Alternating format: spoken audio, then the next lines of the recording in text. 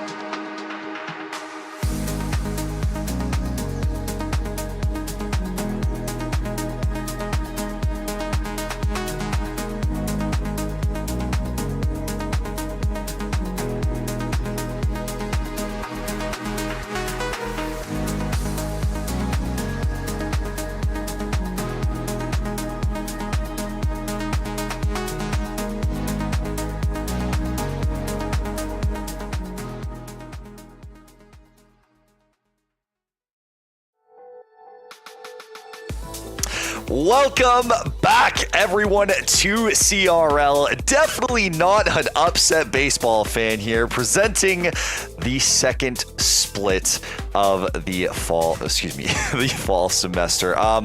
Listen, Taco, you're chuckling. Everyone knows I'm upset, which is fine, but we're here for the best collegiate gameplay that we have in esports. Very excited because we are underway with the second split. It's going to be a banger, no doubt about it. How you guys feeling? Navata, start with you. Well, I'm doing pretty good, man, but not the baseball thing. I'm a Mets fan, so I've been pretty sour for the last couple of weeks. But Rocket League itself is back, man. We had a bit of a hiatus of about 20 minutes. Went to close qualifiers, and we were going back to the second split, and there were some results that we will talk about later on today. So. Oh, we're gonna get to it. Taka, how you feeling, boss? I think I'm doing well. I'd be excited for split two. I thought we'd see. Well, thank you. Yeah, this is what happens when you last minute adjust for Halloween and then say, oh, I guess I have to live with the consequences of my actions. Who would have known? But who would have also known what split two would look like? I'm excited to get into it because I thought there'd be a little bit more upheaval, but as we get into it a little bit later, I guess some teams that are really good to get in split one also are really good just perpetually across the entire semester. Chixa, how you doing? You know, I'm doing pretty good. You're right, it's after Halloween. We've had a bunch of sports, so we're thinking as well in the mindset now of Rocket League again. We're like, okay, let's end the end of Split. Oh, okay, it's already back again. So here we're in Split 2. Mainly the same faces. We'll talk about who's new, and you know, for the most part, you know, we're excited. We're gonna see can teams kind of redeem themselves from what they showed us in Split 1 this year.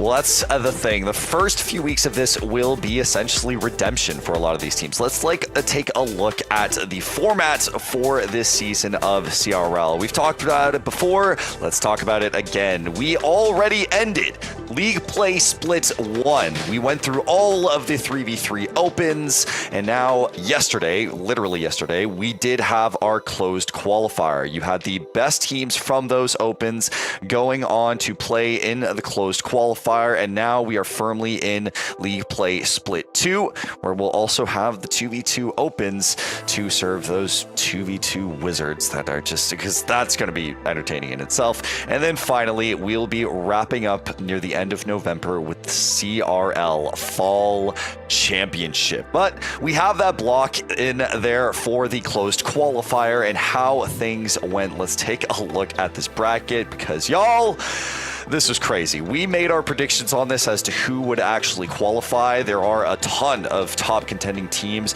that, you know, surprisingly weren't able to do a lot of damage, and then others that weren't, that were kind of shocking qualifications as well. Chixa, did you have one in mind that you saw? Yeah, I would say we'll start with who was at, like, quote unquote the top of the leaderboard when it came to fall open points, and that's in Kennesaw State. We expected maybe them to make a little bit better of a run. Of course, their counterpart at the top did make that run, but yeah, Kennesaw, they started off in their upper rounds 1. They went to game 5. They kind of toughed it out, and then they went to Baylor, who we had a lot of questions with, was at the lowest part of our Split 1, and Baylor just crushed Kennesaw.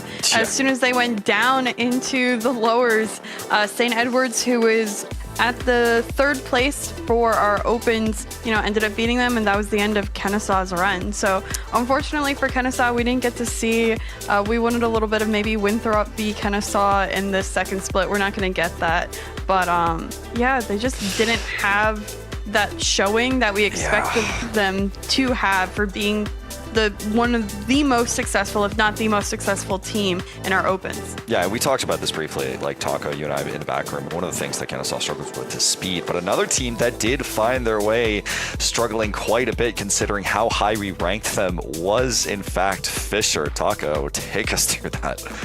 Yeah, Fisher is difficult because they were able to start kind of slow in the opens, but then eventually they found their foot and they won 2 straight, and you're thinking, okay, well, this team is obviously back. You go on to social media and you see all the players talking hyper confidently. Not necessarily saying like we are the absolute greatest, but just saying like this is what happens. You don't want to mess with us. And then we get to this weekend. There was a little bit of weird upsets in outside leagues where they took a loss and you're like, it's fine. They got reverse swept into best of 7, whatever, moving on. And then they're playing from a LAN to most of that roster in DreamHack Atlanta, and you're thinking, okay, that'll probably work out. And then they don't do well there, and then they play in close qualifiers separately, and they also don't do well here. And it's like this past 72 hours, the team just got like a Space Jam talent swap where they just got completely stolen away. Like I have no idea what happened, but they had a really rough weekend, and it just happened to hit them at the absolute worst time. I kind of love Space Jam. I don't know. Yeah, it's a classic. You're only human. Reference. Exactly. But I don't know if you want to take us through it, Navanta. You have a choice. We could either talk about the remarkable qualification in Baylor, or you could be the resident Ball State hater. I'll leave it up to you. Let's talk about Baylor. But no, elephants in the room, man. So, I mean, look, I don't want to bring up some old stuff, but 2 days ago, we had a bit of a power ranking. That's ancient history, right? So, Ball State finds a way to qualify, and so I'm looking to turn the page. Please don't drag me in the chat, man. But I'm just letting you know that they found a way to really break through this closed qualifier format. There were so many teams that kind of like got their way through it like they would have otherwise. We're looking for a bit more of a mixture of some new and old challengers, but Ball State really was the one that had the resilience, and I gotta tip my cap to them silently, privately, with no one on camera and me doing it, but a win's a win, and props to them.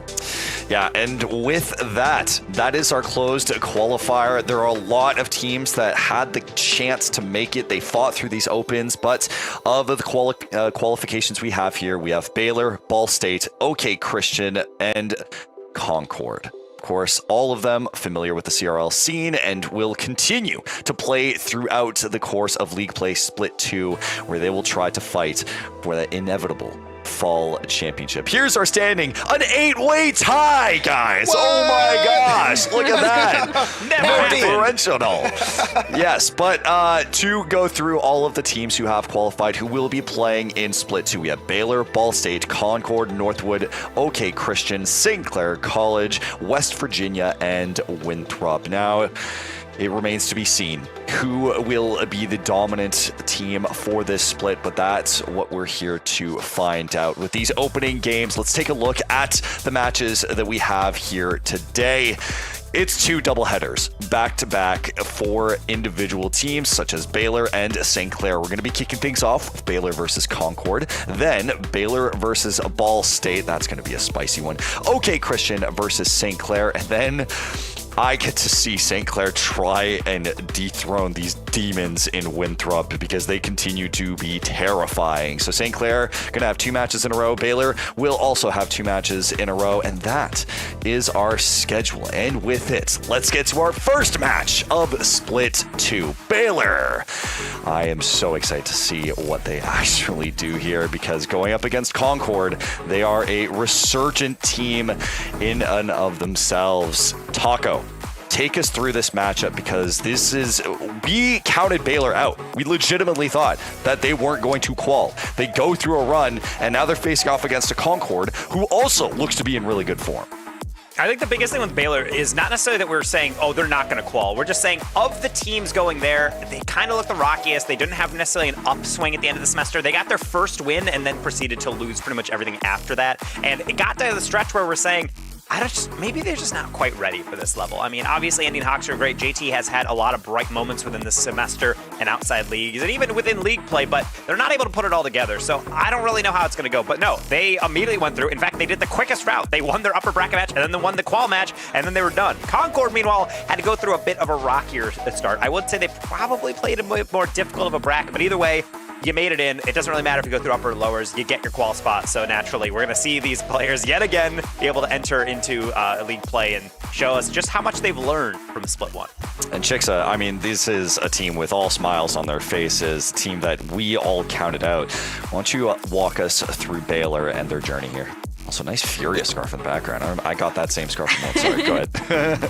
Yeah, so Baylor did end up qualing through the upper part of our bracket, which is why we're saying a lot. They're the surprise, but they were here in League Split 1, and their only game win was to Concord. They went 1-6 in a League Play Split 1, and they beat Concord.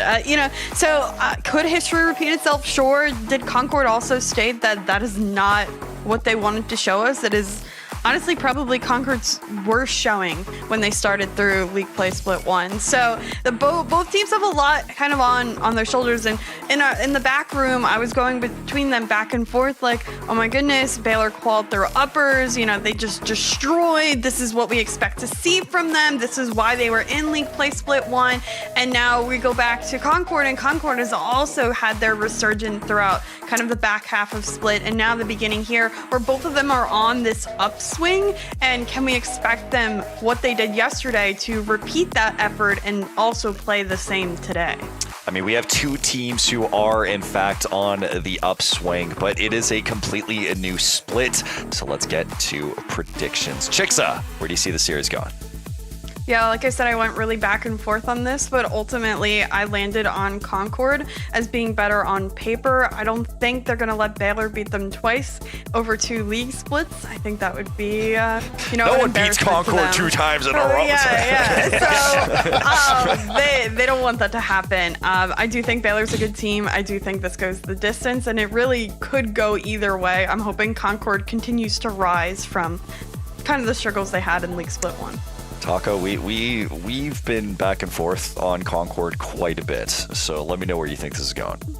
That's the funny thing about Concord, is that we've been back and forth, but that's exactly the order. We were back, and then now we're going forward with them saying, hey, I think they're back. I think they're playing pretty well. And I think that upswing continues here. I think Baylor ultimately is a team that has struggled a bit. I think they got, I don't want to say an easy bracket within close calls, but I think it's teams that I would expect them to beat. They did, and therefore I'm thinking, yeah, they're playing pretty well. I do agree that I think this will be a little bit closer than last time. I predict Concord to win this one, but by no means am I saying Baylor's going to get blown out of the water here. They're going to make it a challenge from start to finish. And that's, I think, what we hope for at the end of the day. Navanta, where do you see this going, boss?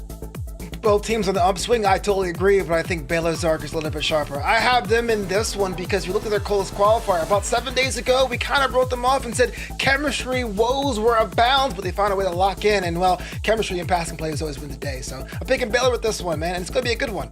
Well, you're going to be the odd man out here. I'm going with Concord. I think this is a team that is starting. Yeah, sorry, boss. I think this is a team who's continuing to find their form. They touched the low. They saw the abyss, and they're like, we don't want any of that. We are on our way back. In Baylor, despite a decent bracket, I just don't think they've done enough for me to prove that they can take it to a team like Concord that is currently on the upswing. But that is our predictions. It is a Concord favored desk. We do have, with this match, the opening of our split. Baylor looking to fight their way back to relevancy, and Concord looking to do the same, upswinging for that reputation as champions. It is our first match of the day. Casters, take it away. Redemption run back from Concord and Baylor. Both teams now with the opportunity to start their fall championship run at full sprint. Pass fumbles are forgiven. The slate is clean. Fall Split 2 is here, and it's starting right now, Navanta. That's right. It's a guy being in the booth with a mustache taco, and I'm for one excited to be in the first matchup of the new split. I don't know if I'd want a mustache on my taco because, you get hair in there and you got to pick it out. That's just disgusting. That is unsanitary. That'd get a kitchen shutdown right now. But right now, I'm looking for shutdown defense from both these squads. I'm looking for high-flying offense from both because that's exactly what they were showing in the closed qualifiers. I think both teams can take a deep exhale, say, okay, now we've made it back in. Now what do we do with that opportunity with league play yet again in our feet? Yeah, absolutely. I do think that even though the Deaths was favored towards Concord, there's a lot of reasons to love that team. They're really fast, understanding the width of going right in front of that net. But Baylor has to be more of that battering ram. I know they had those issues with chemistry before in the past, but now it's a new page, and I do look to JT to be the tip of that spear. Oxer going to slow this down, and Helix says absolutely not, because Crispy then comes in immediately. Andy, great save, but I don't know if he's got the follow-through. Samas make sure Concord leaps up and gets that lead.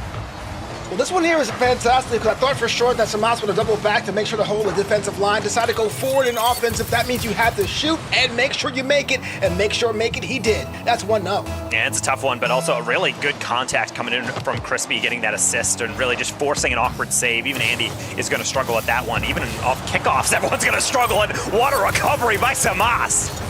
I don't even know what happened. I blinked, I had a sip of coffee, and already that scoreline is 2-0. It was just destruction and clouds and smoke screens, but just spiking it down, almost playing B style. 2-0, man. What a shot. And that just shows really the margin for error in this level of play. It comes down to, all right, well, I have that read. Okay, I don't have it, but it's fine. Someone's probably back, and then it's pinched right into your goal. So Baylor learning very early on that you don't want to make mistakes, and Concord showing us that maybe we weren't wrong to doubt their ability to be able to march it back, play a bit better than having the first split start with 3 straight sweeps going against them, going 0 for 9 in games. And I think they know that that is something they never want to feel again, and it seems like they're playing to prove just that. That's a good point you mentioned about having so many sweeps up front. But I will say scoring early is a good way to put some psychological pressure. But one thing we saw in Rocket League, especially South College Rocket League level, is that it's a long time to hold the lead. This one's cut in half. Oh man, Helix, unfortunately, you can see the ghost touch come in. He almost gets that one away, but that just shows that you are about as close as humanly possible to that touch before the game can't even register that you got there. He missed the corner boost, but sometimes you gotta shave those corners to be able to get to the ball a little bit quicker, and now at least Baylor has something to talk about, and maybe that Concord has something back, but that is all 3. That is not how you want to rotate. Wide open, and we reset this scoreline. That was so textbook, it looked like a cutscene. You saw everyone going for that ball. Again, we saw the goal in the first time, you thought, go back to what worked, but then it left you completely open for the counterattack, and it was a counterattack plus a cherry pick. You don't let it happen at any level, especially College Rocket League. Seriously, on that near post, it kind of looked like it would have freeze framed said, you're probably wondering how we got in this position. Really wondering, yeah, I don't know why they were so aggressive, but sometimes you do want to send the house. That's the only way to break through defense, but based on how this game is going, I think both teams are understanding, all right, I think we understand the level of defense that's required, and maybe the offense to be able to sneak that one through Crispy from a harsh angle. I don't like the fact that sometimes being aggressive costs you goals, but you find ways to manufacture goals, and it's all worth it. Crispy coming down to make sure it was an awkward angle, but definitely one had a chance to go in, and go in it did. Concord gets the lead back. And sometimes that's risky if you shoot that one from the sidewall, or at least coming from the corner into the middle. If you shoot that too far to the back post, sometimes the defender just naturally clearing it could put that right down the middle into an open net. So it's something they have to be acutely aware of in that regard. But I think Crispy, he trusted that, nope, they are going to assume I'm shooting that near post. I'll go back post, and we can go from there. Helix, meanwhile, he's just going to go for the direct route. How about right down the middle of the reset? He's not going to score. His teammate will, and that's a hat trick in game 1. It was definitely an awkward defensive position. You had to clear that hard and far, and it didn't happen, so it's kind of an easy chance for the rebound for Samas, and that's right there is the aggressive working out for Concord. Look, you and I both know, Taco, sometimes you got to be able to force your opponent to make the mistakes, but right now Baylor doesn't really need much encouragement. Not at all. Everyone's getting kind of the wealth spread out. Helix has not gotten a goal, but he's been incremental in being able to go forward and get these touches and extend plays out. So really, when that does come in and you are able to be that instrumental player, then you know that everybody can step up when they need to. Meanwhile, Baylor's trying to do the same, but I think for right now, JT can only get that boost steal. Meanwhile, Andy does the dirty work with a 50, with a demo, and then sets up JT for the follow through. Look, we don't have even one game in this series, Taco, and the word is going to be scrappy, because I didn't think that was going to be a goal, but with the help of geometry angles and being in the right place at the right time, Baylor, again, is within 1. We're lucky to get 7 goals in a series sometimes, and now we have one before halftime of game 1. So clearly defense is mostly optional, and for most students, as they know, if you see an assignment and something is optional, you're probably not doing it. Absolutely, man. I'm good to go. Felix trying to get that redirect, and Smas wants to dive at it. I don't think it's really a big problem. Crispy has more than enough boost to get the first touch. I don't know about the second, though. Hawkster sees it coming, but actually does not get that bounce on the read. So a demo in the midfield means Andy's got to clean up with a reset. Maybe he can get an extension, but Crispy is there again to shut the door. Yeah, Crispy got a Baylor out there because once Oscar lost that ball, there was no one near to come up. They closed that space, and there's a little bit of a heavy touch there on the Concord side. Could have been really critical to put another goal on their scoring tally, but thankfully the defense kind of woke up, and we're still lockjaw in the middle of the pitch right now. Samas delayed flick and actually staying real close to it. Man, the dirty play coming in. Crispy, oh my goodness, if that went in, I don't even know how we'd react on the Baylor side, but either way, it's going to go the other way to temporarily. The cut off from Helix off his hood. JT, an open shot. He over-angled that one, but I do understand that sometimes when you do get those open shots, it's the hardest shot because you are trying to place it perfectly rather than just making sure that it has a save. I disagree. Sometimes you got to be selfish. That was the perfect time for JT to be a superstar to get that team level. I understand setting up the easy shot, but it was on the run. You were going the wrong direction. I would just say put it in front of the net and see what happens.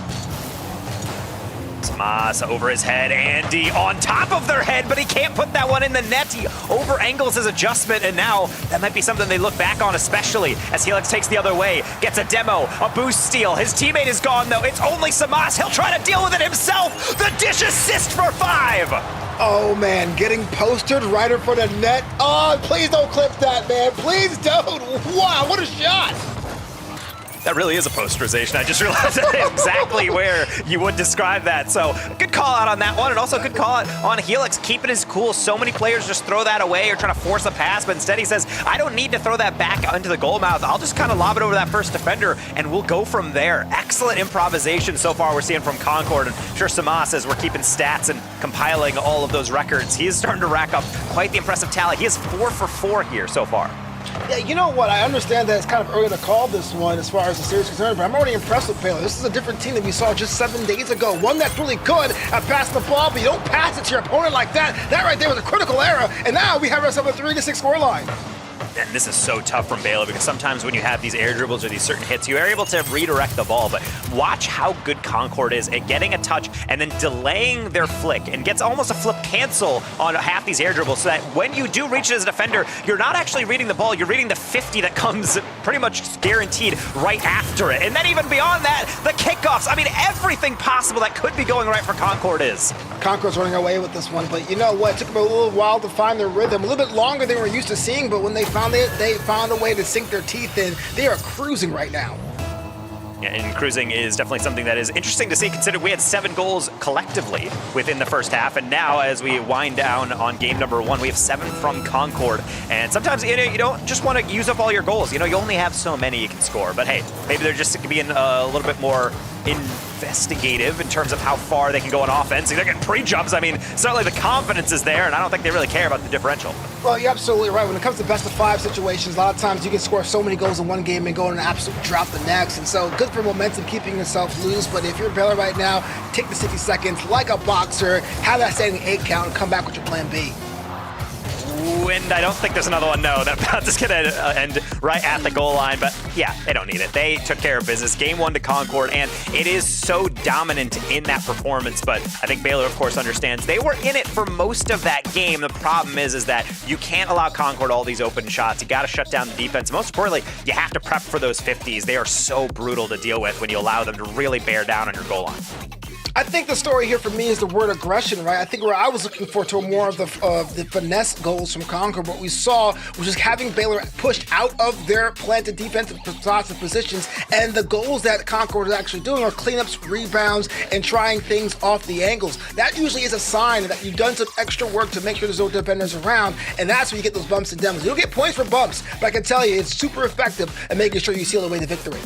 It's crazy to see how much statistics can shift throughout the series. Right now, we have 19 shots in regulation from Concord on that game to 3 from Baylor. And yet, at one point, we were saying, man, this is really neck and neck. This game is actually really back and forth. So Baylor shooting 100% is great. And it's the rare moment where you can score every single shot you take and still not really be within the contention. So I think from Baylor, it comes from the midfield. You're able to get defense. You're able to make some offense. But it's the transition, the kind of tying, stitching together of those two that really makes an effective ride Rocket League team. And I think this is kind of the concern I had coming into this. So going into game 2, Baylor needs to show that, yes, you can make it back into league play. You're better than pretty much everyone else on the pitch, but now you're playing against the elite. So how do you handle all this pressure and then consolidate it into a game plan?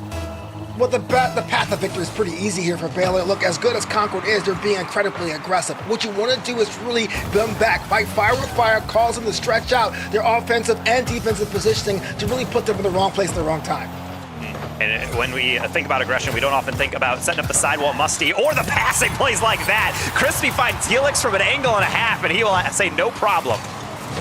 Well, forget brute force. Here was technical proficiency on the run. It was a crazy angle to hit that. It would be total excuse if it hit the post. It does not, though. Smooth like butter, 1-0. And I love that play, especially because it is so unselfish, but it also shows the momentum. The ball will always move faster than a car will. So being able to throw that one directly in the path of a player already with momentum facing the goal, he just has to make sure it is between the sticks, and he does so. Helix showing his value yet again, just lurking upfield, and he might get another chance at this one as Hoxer doesn't have a lot of boost to grab it across. Helix will chase, but fortunately he will get volleyed over. Samas has to rescue things and does so well with 250s. Now he's got a lead blocker as well. Flick off target as Andy handles it.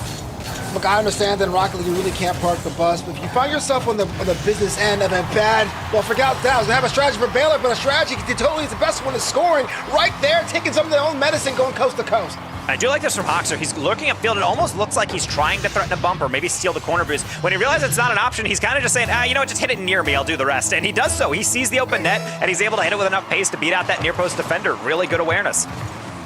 Yeah, I was going to say before the goal that sometimes if you see so many goals are happening, it's best to slow down the pace as best as you can to really make sure the timing is off from your opponent. But now you got yourself a lifeline, or a bit of respite, if you will, because now again, once again, a tie game. JT's got to rescue that one, and that was a little awkward as Andy was actually looking for a pass for Hoxer. They were on different pages, but now maybe they can collect themselves, get on that same page, and be able to form a decent strategy. JT with a pass down. Andy's wide open, but Samas still reads that one. He's so literate. Oh, wow, that could have been a squandered opportunity with a little bit of an awkward pass by JT, but Andy's just that good to cover the ground and the positioning and get yourself a chance to rebound to make sure they have the go-ahead goal there. Really just shows that if you attack that ball fast enough, any shot can be a scoring opportunity with a decent amount of gusto on that contact. I handed that call off to you, Devonta, because I thought that was going to be a save from Helix. I was thinking there's no angle Andy could get that past, and I guess I'm proven wrong. You got to be able to have some faith in the man being able to get that shot off, and apparently Concord gave him a little too much doubt. Yeah, absolutely. I mean, you would not totally be excused that would be the case, because I thought it was going to be the same situation there. But what you're also seeing from Baylor now in game 2 is this sort of different setup right in front of goal, or a little bit different. Creativity is a way to cut the timing off. Look, we all know Concord's a faster team, and we said they're a stronger team right now. What you have to do is make sure you confuse them with your patterns of movements, patterns of passing, definitely patterns of shooting. We'll have JT take that one all the way back and handle at least a bump attempt. How about number 2 as Helix comes through? Does 50 that straight down. Samas going to demo another player. Honestly, both teams really relying on the physical play, and I really do like it when teams are just battling back. It's not one just cowering in the corner saying, please don't hit me. They're saying, no, I'm going to hit you right back. Yeah, that's usually me when I'm playing Rocket League, but I'm with you. Look, when it comes to best of fives, I always say even games tend to be more aggressive. But the fireworks are already flying in game 1, so you're going to get yourselves a whole show in this one. Especially with how good defense has been in this era of collegiate Rocket League. You want to make sure you're taking out as many people as possible. Hoxer certainly is not going to be too shy away from violence. He is often taking violence as his first option in negotiation. But otherwise than that, you need to turn it into some offense, and they have. The lead past halftime is somewhat of a feeble one, especially when Samas is uncontested through the air. That is usually not a story that ends well. He's shut down. Crispy is in. A save by Hoxer, but not from Helix. Sometimes you kind of wish you had a power-up to have a fourth card in the field for your team, because that was just juggled right in front of the net. Thought for sure to make it out of it, but Helix understood the assignment, came back around to make sure that was a definite goal across the line. And being able to get all 3 players involved, sometimes, Devonta, that's really what you need. You can't always score on just one quick pass in or one solo play. Sometimes you really need to break down the defense, and it can be so deflating when you do have that open shot, but then the player says, oh, sorry guys, I rotated back to get some boost. Not available. That's not a problem for Concord, and right now it seems like the mechs are not an issue either. Helix, my goodness. Well, here's a comparison. I know it's soccer, but I always say when it comes to shot selection, it's almost like pitching in baseball. You got your high heat, you got your fastball. You have some of the ones that are a bit more creative, and Helix just took it right down the middle and didn't have nary a fender in their way. And again, this is another thing we were seeing, a really high efficiency, I will say. Samas had 4 for 4 in the last game on goals, and now Helix is 3 for 3 in this one. So the role player steps up and really making their presence known. And again, it's from Baylor. The rotation's clean. They're getting 50s, they're getting demos, but then every once in a while, there's a ball that's completely uncontested. I guess Concord could be guilty of that too. Andy has all the time in the world, and he doesn't use it. Hoxer from an angle also denied. Well, I don't know. If Concord walks away with a win here, Helix deserves like 2 milkshakes, because a full stretch, not once but twice back-to-back in the same net, that is what a lesser player would have totally missed one of those and it totally bailed them out. Man, that would be a great policy. Every win you get, it's written into your scholarship. Hey, you get a milkshake. Every time you're MVP of the game. Just sitting on your desk, melting away, and you're saying, okay, you better close out the series fast, otherwise it's going to melt. I'm with that.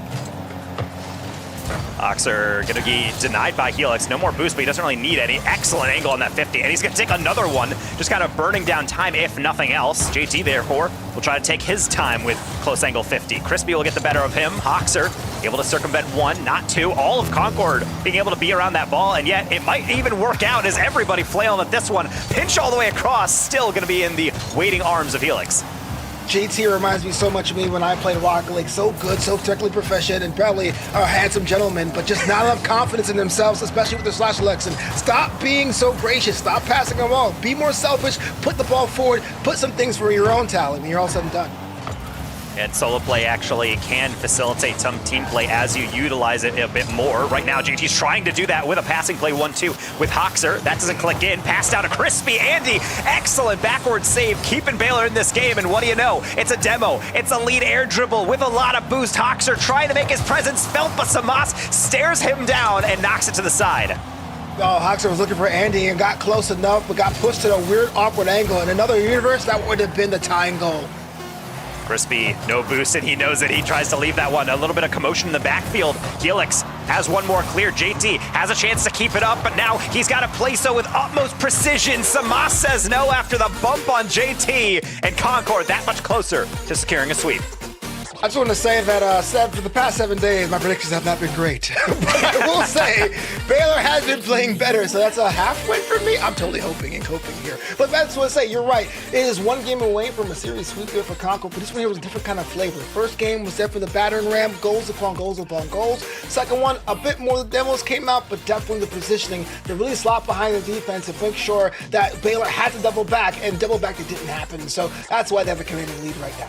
And I am a proponent for looking at games and finding silver lining. Not necessarily for cope reasons, but because you have to look at it and say, okay, well, last game it was a plus 16 shot differential. This one, a lot more even. Concord is able to have a lot of offense. Yes, Helix was popping off, but Baylor was in this game. It's really just about making sure that you're not giving away any mistakes. You're making sure you're putting a hand up, forcing the team to do something with their possession rather than basically trusting that they're not going to be able to nail their mechs, because that's not really a viable strategy with players this good in the lobby. So Baylor, I think, going into game 3, I don't think you think about it as a reverse sweep. I think you understand it as game 2 is exactly how we need to play. Just clean it up a little bit, and then we can make sure that we can take this first game, and then we focus on the rest, just one by one, 5-minute increments, and I think it'll be fine. Granted, I say that I'm not the one sitting in the chairs, with the headsets in the team call, trying to figure out how to turn this around. That's a whole different story.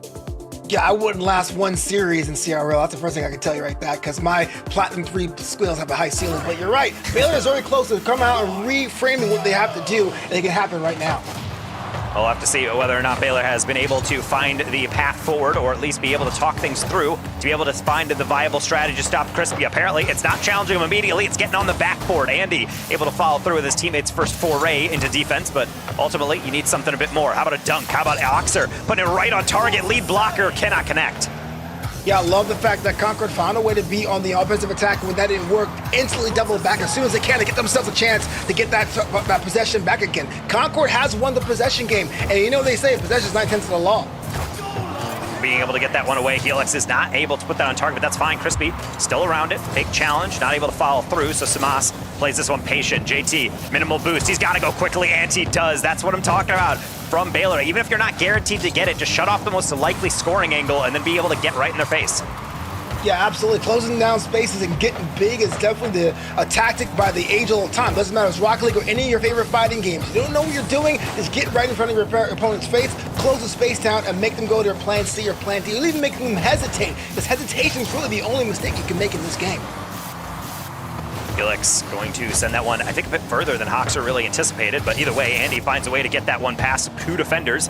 And even though he threads that needle, Samas is still going to be able to dodge that demo and get all the way back to midfield. He'll bail, looking for some physicality as JT lurking in the backfield. He's going to get slapped. Crispy with a reset, with another carry, high lob, and I think Baylor is committing to almost that safety roll. Keep someone back just in case everything goes haywire. Yeah, it does seem to kind of hang him back and try to be a little bit less aggressive to maybe run down some of the clock, or just trying to see how aggressive their opponent wants to be, because they're hoping that Baylor's trying to press to get a game on this series. But I will say right there, it does burn the clock. Concord will want to start scoring their goals now to give themselves a bit of that driver's seat psychological advantage in the back half of this one. Open shot from JT. I can't hit it much sweeter than that. It's over the top of Crispy, and that's exactly how you want to start for Baylor. I thought the post would have got this one, but this one here was a work of art, work of class, going upside down almost. Would that count as a turtle? Not quite a turtle, but still, I love it. Goes in there, 1-0. And it's a tough one as well, because that shot comes in, and honestly, I think it's better to go at the near post or back post, even though we do see Crispy there, because it goes right at the defender. And sometimes at this level, you have to anticipate. You're assuming it's not going to go straight down the middle. This one does. Hoxer with a reset, no 50 required. This is why I said 10 seconds ago. It's good to burn the clock, and it's good to wait for your opponent to make mistakes. But now, you're Concord. You have the series advantage, but you're looking at it losing a game because you haven't put anything on the score tally right now. You don't want to get complacent, especially at this pace, especially at the speed. When you're playing at this level, especially against someone like Hoxer, if you give them an open air dribble like that, it's essentially a penalty kick. They have a high percentage of making sure that goes in your net no matter what. So excellently done so far from Baylor, but we've seen this story before, Devonta. It's one thing to have a lead, it's another thing to actually be able to find a way to keep it within the next 3 minutes. Yeah, I know, man. When you have the 2-goal lead, I feel like that's when I get the most sweaty, the most nervous. Every second feels like it's 10 minutes long. I totally get that. But there's only one cure, and that's score more goals, baby.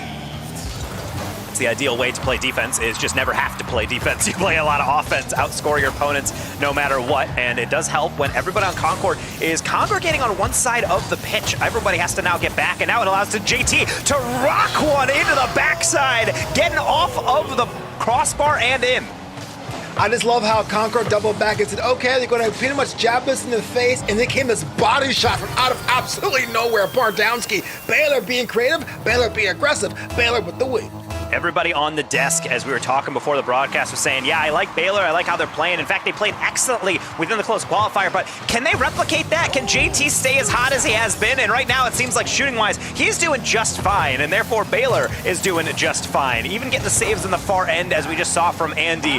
Concord really starting to wonder, all right, well, this is why CRL is so difficult, because every game is a little bit different with these adjustments coming in. Baylor playing excellently, and I do really like this from them. We'll see how far it can carry, especially with Crispy trying to cut that morale with a double, but even he can't get that one.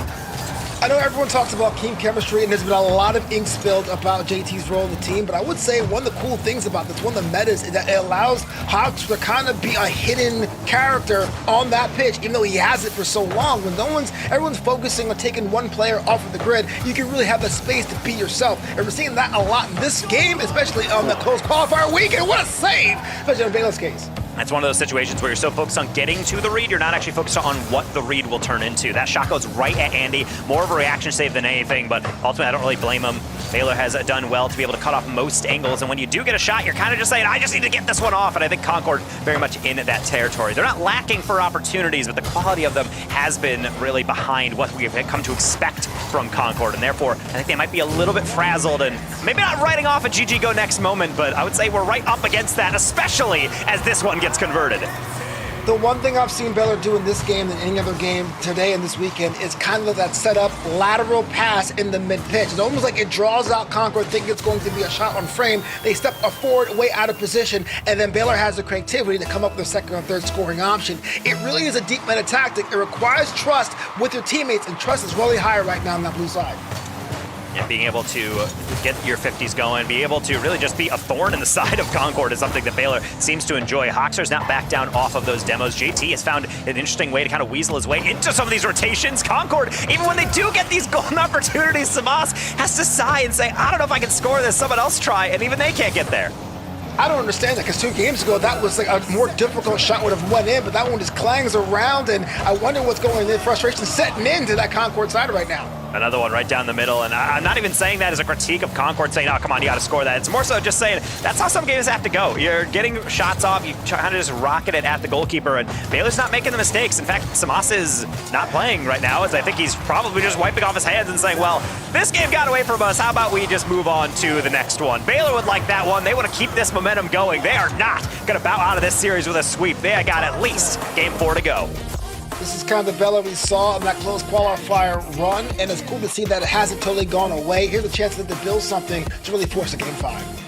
And being able to have Baylor get through here, get their goals, and really have everybody represented in their own way. Obviously, everyone getting saves, but really everyone had a moment where I'm saying, man, if that goes differently, I don't know how this game is going to progress, but Baylor was able to keep momentum. Their defense was consistent, and I think the main thing that both you and I were harping on, Navanta, has been able to develop a bit more. Getting in the face of Concord and giving them no easy shots. Really, the only time that even got even close to breaking in terms of that strategy was when Concord was right on the goal line, but from that distance, you have much smaller gap to close. It's a lot easier to be able to accidentally get in the way and get a deflection.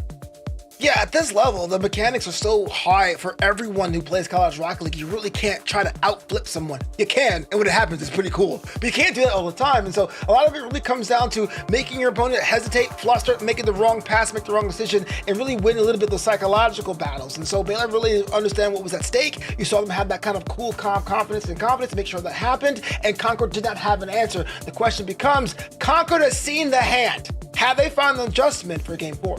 I think if anything, Concord might look at that one and say, all right, well, we already knew this team was really good. The thing is, we have to make sure they are real nervous. We got a lot of demos, and honestly, I didn't see too many coming through from Concord onto Baylor. So part of me wonders how much of this did actually come down to the sense that Concord was struggling to get those connections, therefore saying, well, now that we don't have space opened up, we have to create it ourselves, which is a little bit more difficult because that is a bit more of a dynamic process. Baylor trying to make sure that their processes are going forward. They're going to trust that process headed into Neo-Tokyo.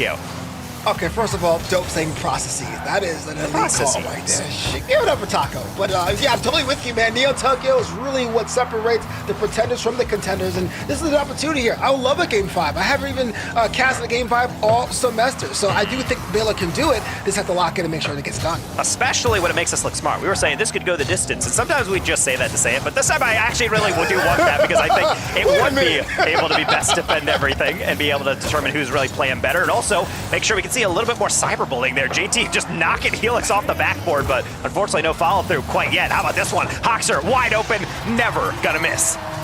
Wow, say anything just to say it, I get that. But that goal, I get this too. Look at the distance cover from JT to make sure it's over the heads of his defenders to give Hoxer the best opportunity. And right there at the front row, and that right there was a fantastic goal. And really a nice awareness from Baylor. That was an open shot, but then you see everyone's rotation. Why are you creeping out? Why are they grabbing pads? It's because they have absolutely nothing left. Lob it high, force them to use that boost, and if they don't have it, then they're going to pay the price. A Hoxer wide open shot as an, oh no, Samashtos. Sometimes I don't even need to touch it, just the presence.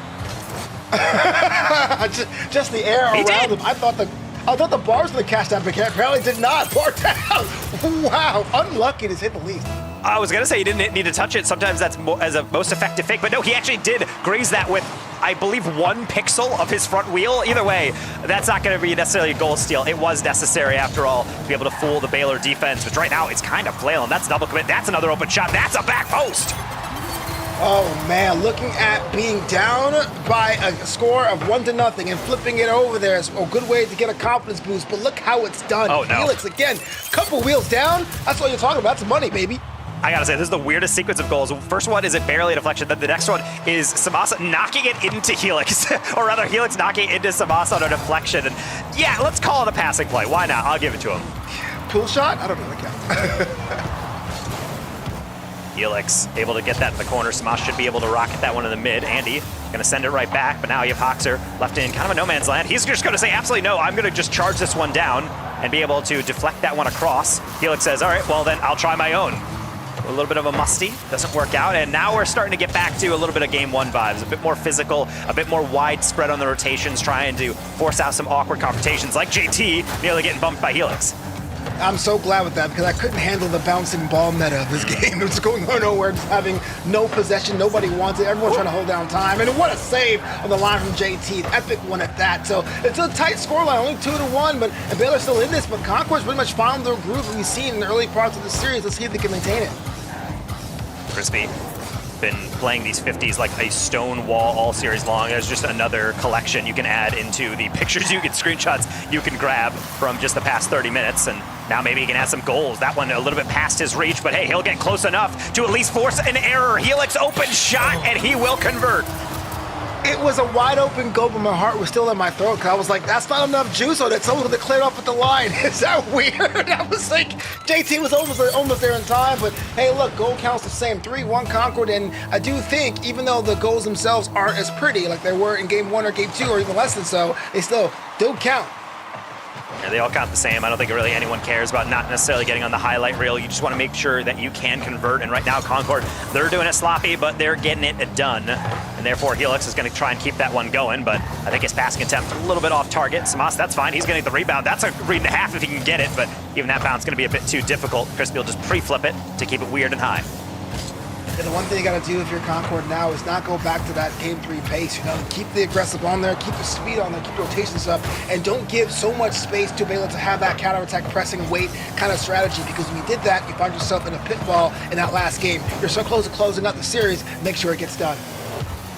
Helix into the ceiling, met by Andy, who should have a flip to be able to get past as JT and Hawks are both staring at it. They weren't trying to do it. Crispy, that's a read and a half on the waterfall, and he will not be able to convert. A brief moment of grace given to Baylor, but here we go again with Crispy throwing him right back in the blender. I'm just not sure what was happening here. Everyone got caught ball watching, and while it went through the net, Crispy is unplayable right now. And that is a rough one coming in. Crispy ultimately gets that reset and understands, at this point, I just need to extend it and then slap Andy back into there, shoving him into a locker. It's a rough thing to see, but ultimately, that is exactly how you need to play to be able to get past the defense. You don't have to go around him. Sometimes you go through. It's an Ovanta fact. I didn't even have a locker when I was in college. I just never had one of those. Yeah, that's a good point. I mean, we had them, but that was also just because we had it inside of an old high school. So that works. But also, that works as well. Sometimes you just get a steal off the kickoff. Regardless of the collegiate infrastructure, Baylor still playing the same. So this goal right here is critical for a bunch of reasons. It goes back to the passing plays and back to the technical proficiency of Hawkster. But more importantly, it's 2 goals in 90 seconds. Definitely something we've seen plenty of times in College Rocket League. It's not over for Baylor. No, it's actually far from over. I was looking at the clock. For some reason, I was expecting this game to nearly be over, but no, we still have 90 seconds to go. So therefore, it's really a make-or-break situation where Baylor needs to make sure they're locking down everything. But that shot was a laser, and the rebound was secure. On the run, the shot hit the post, and I thought it was going to be a chance to have yourself a bit of a respect for Baylor, but catching its own rebound on the different direction, Simas, technically proficient, is totally putting it on them right now. Well, at the very least, we will see Concord be able to get another goal back, and then actually right off the kickoff, they might be able to give one back as Crispy was trying to play for the 50. Hawkster was waiting for a rebound, but none was given. JT flipping at it. There's a lot of commotion in front of the box. No one shut down Andy until Helix the last possible moment. Hit to the last moment of this game in game 4. And that could be another one, but it's kind of the line from JT just waiting for it. And it's kind of almost a coronation point for Concord. They're not really being as aggressive, just running down the clock, making sure the shots on frame are competitive, but not enough to really put everyone forward. Samas, I think, was trying to not have that goal stolen by Helix. You can see him slow it down right here, but ultimately people would say, why are you diving in? Well, there's under a minute to go. You got 3 goals to make up. I think at this point, this is the garbage time goals that you often see where you really just have to send the house on every single challenge and hope you win it. And if you don't, then yeah, that's the downside. You're going to have to just take an L. This raises so many questions at the run of the series. I mean, you look at a team like Concord, they were so good, they were so proficient, they were so efficient, and then they had a whole game with a hiccup, but now they're going back to what worked for them. And so keeping that concentration is very important as we get this split 2 play, and that shot on frame, and well, now Hawkster has something else towards the late one in this one. Well, at the very least, you need to make sure every single opportunity counts, and this time, even when you have a clear halfway through the aerial, sometimes you wonder, actually, I don't see anybody on that near side. Let me just throw it downfield, see what happens. Now this kickoff has a lot of implications. Oh man, 37 seconds, 3 goals. I've seen it happen once or twice before, but it will require some magic, something short of a miracle to make that happen. especially when Samas getting the double tap like that. He skims it off his own backboard and then be able to get the pinch downfield. So the much more important thing is not necessarily to clear, but how much time it takes off the clock. And Baylor needs every single second. Andy on the far side. JT, no more boost. He's trying to propel it forward. Even with that said, Helix is able to recover and get the save. I think, Devonta, it's safe to say night-night as Samas carries it down again with a teammate in tow. An absolute dog pile the last 30 seconds of this one. Concord makes sure to not have a Game 5 situation. Well, I say goodnight, and then every single time they pull me back in as we see a goal be able to go on through. The goal explosion is able to remind us, well, there are 4 seconds, but at this point, it's essentially a team pinch in off the kickoff required. If that happens, goodness me, that would be one of the best moments ever in CRL. Well, there you go. That's one's got to be a fast shot, and Andy cannot muster up that amount of power. It was a little weird at times, but Concord ultimately coming away with the dub. GG's in the text chat. Baylor says, hey, we didn't get the first win. Concord got the revenge, but plenty of season to go after we finally get our first stream matchup coming to a conclusion. What a matchup it was. We saw some things, almost a preview of what the Fall Split 2 would look like, and I, for one, am pleased.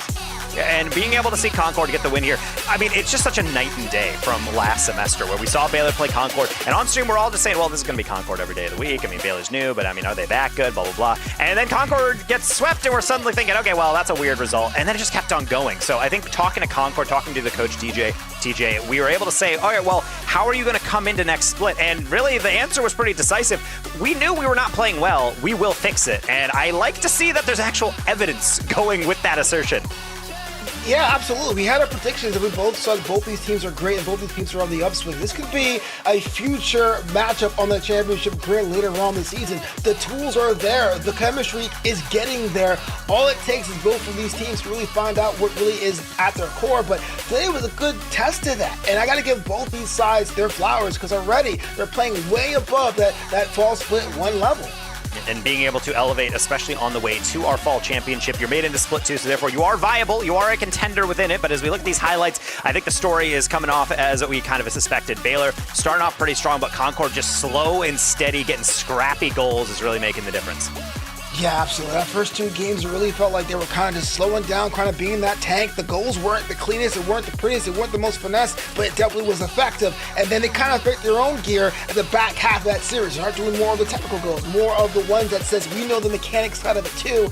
It really is a good strategy to have because you put your opponent on the back foot, but more importantly, it shows that you have a skill ceiling that can put everyone else on notice. And being able to actually address that skill ceiling, be able to go through all these different adjustments is excellent. That's what you want from a team. I hate it when I watch a team and I'm saying, they'll get better. And then they kind of just stagnate and they don't innovate and they don't adjust to the pacing, to the different skill requirements, to the different players and faces that we do see in CRL. So seems like that is all fine and well from Concord. It seems like they have figured things out, but I would also like to hear from them themselves. And we will after this break as we'll set up an interview. Don't go anywhere. We'll be back with more CRL Fall Split 2 action.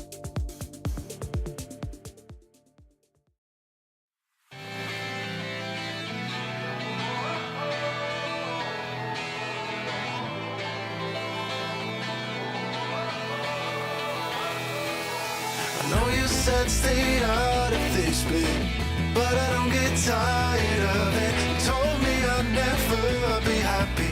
I'm not sad at all. Maybe I'm a fool, following my dreams, but mama, you're gonna see me on every magazine.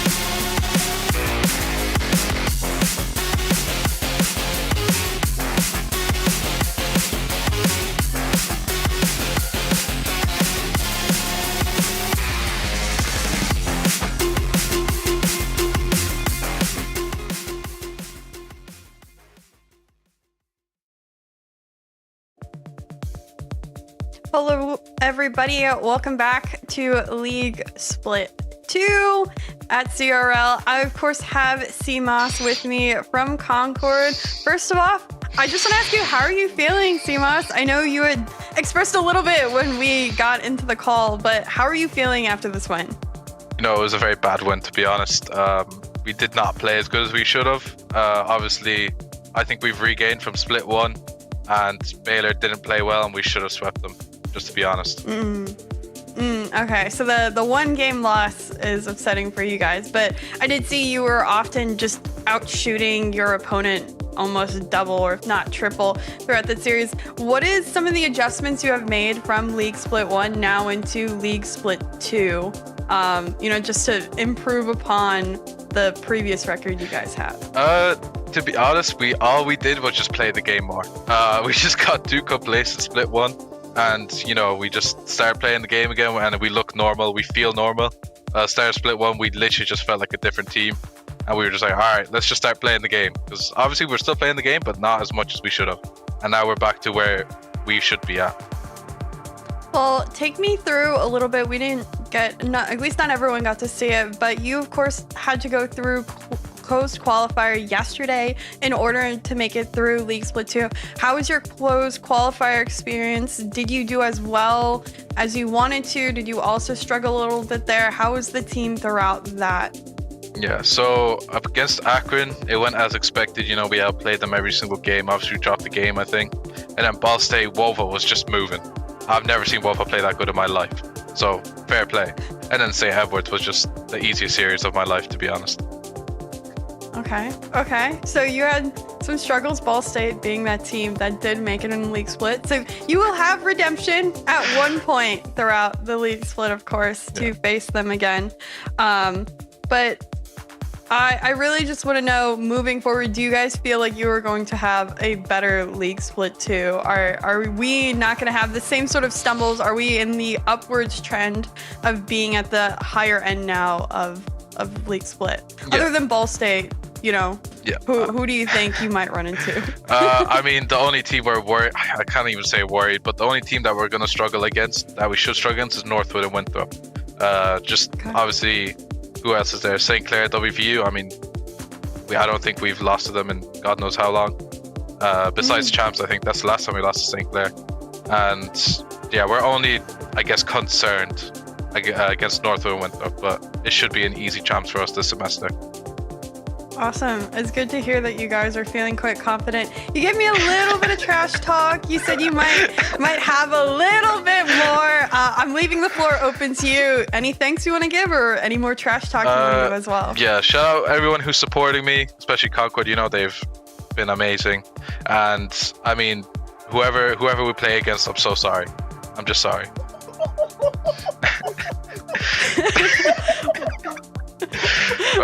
Thank you. Thank you so much. Thank you. You guys keep feeling the confidence, and I'm excited to see Concord on the pitch again. Man, they are a different team right now. My goodness. Oh my gosh. What a change in vibe from this team. Yeah, what a change in vibe. Like, considering the start of how this team was in League Split 1, and then to this, like, Crispy's laughing, there's trash talk. It's super fun, Taco. Well, it's also interesting to watch them do this, because it's not just I've seen so many interviews where you have a team that's struggling and they're like, yeah, but we're still better. And it's like, all right, well, Concord, when you put up a result like that and you're out shooting and you're getting 2 times, 3 times the shots, and then you're saying it actually has something to back it up. It actually shows that they're playing it and being able to walk the walk, talk the talk, all that stuff. So being able to laugh it off after having pretty much an abysmal by their standards Split 1 means, I agree, other teams should be scared. Yeah, I think this is one of those cases as well where, like, he says, you know, we didn't really play well, you know, we should have swept them even. To me, Navanta, when I'm looking at how they played, like, they're like, especially this shot from Crispy was unreal. It didn't feel like they're playing bad, at least from the eye test.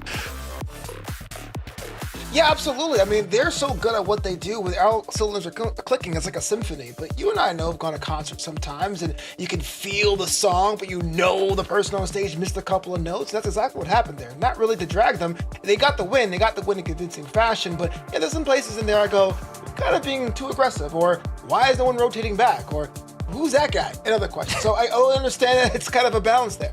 Yeah, I think there is a lot to say about this Concord, especially coming into Split 2. If they're able to find their form, this might be the perfect time to do so. You're, you know, eyeing champs, which is coming down the line, or the national championship, which is coming down the line. Or the fall split. Anyway, point being, at the end of November, you have this whole split to play through. There's a lot to actually play for. You're going to be going up against some of these top teams. If they're able to find their form, the one that we know that could carry them through to some really solid placings. But for now, let's move on to our next match. Baylor is not done. They have a double header to kick off Split 2, and now it'll be Baylor versus the newcomer in Ball State. Chicksa, Ball State are in league play. This is a team that looks like they want it all. I mean, you know, even give out the shout out from CMOS, who said WOBA was on a completely entire level when they played them yesterday in close qual. But yeah, Ball State looked unstoppable.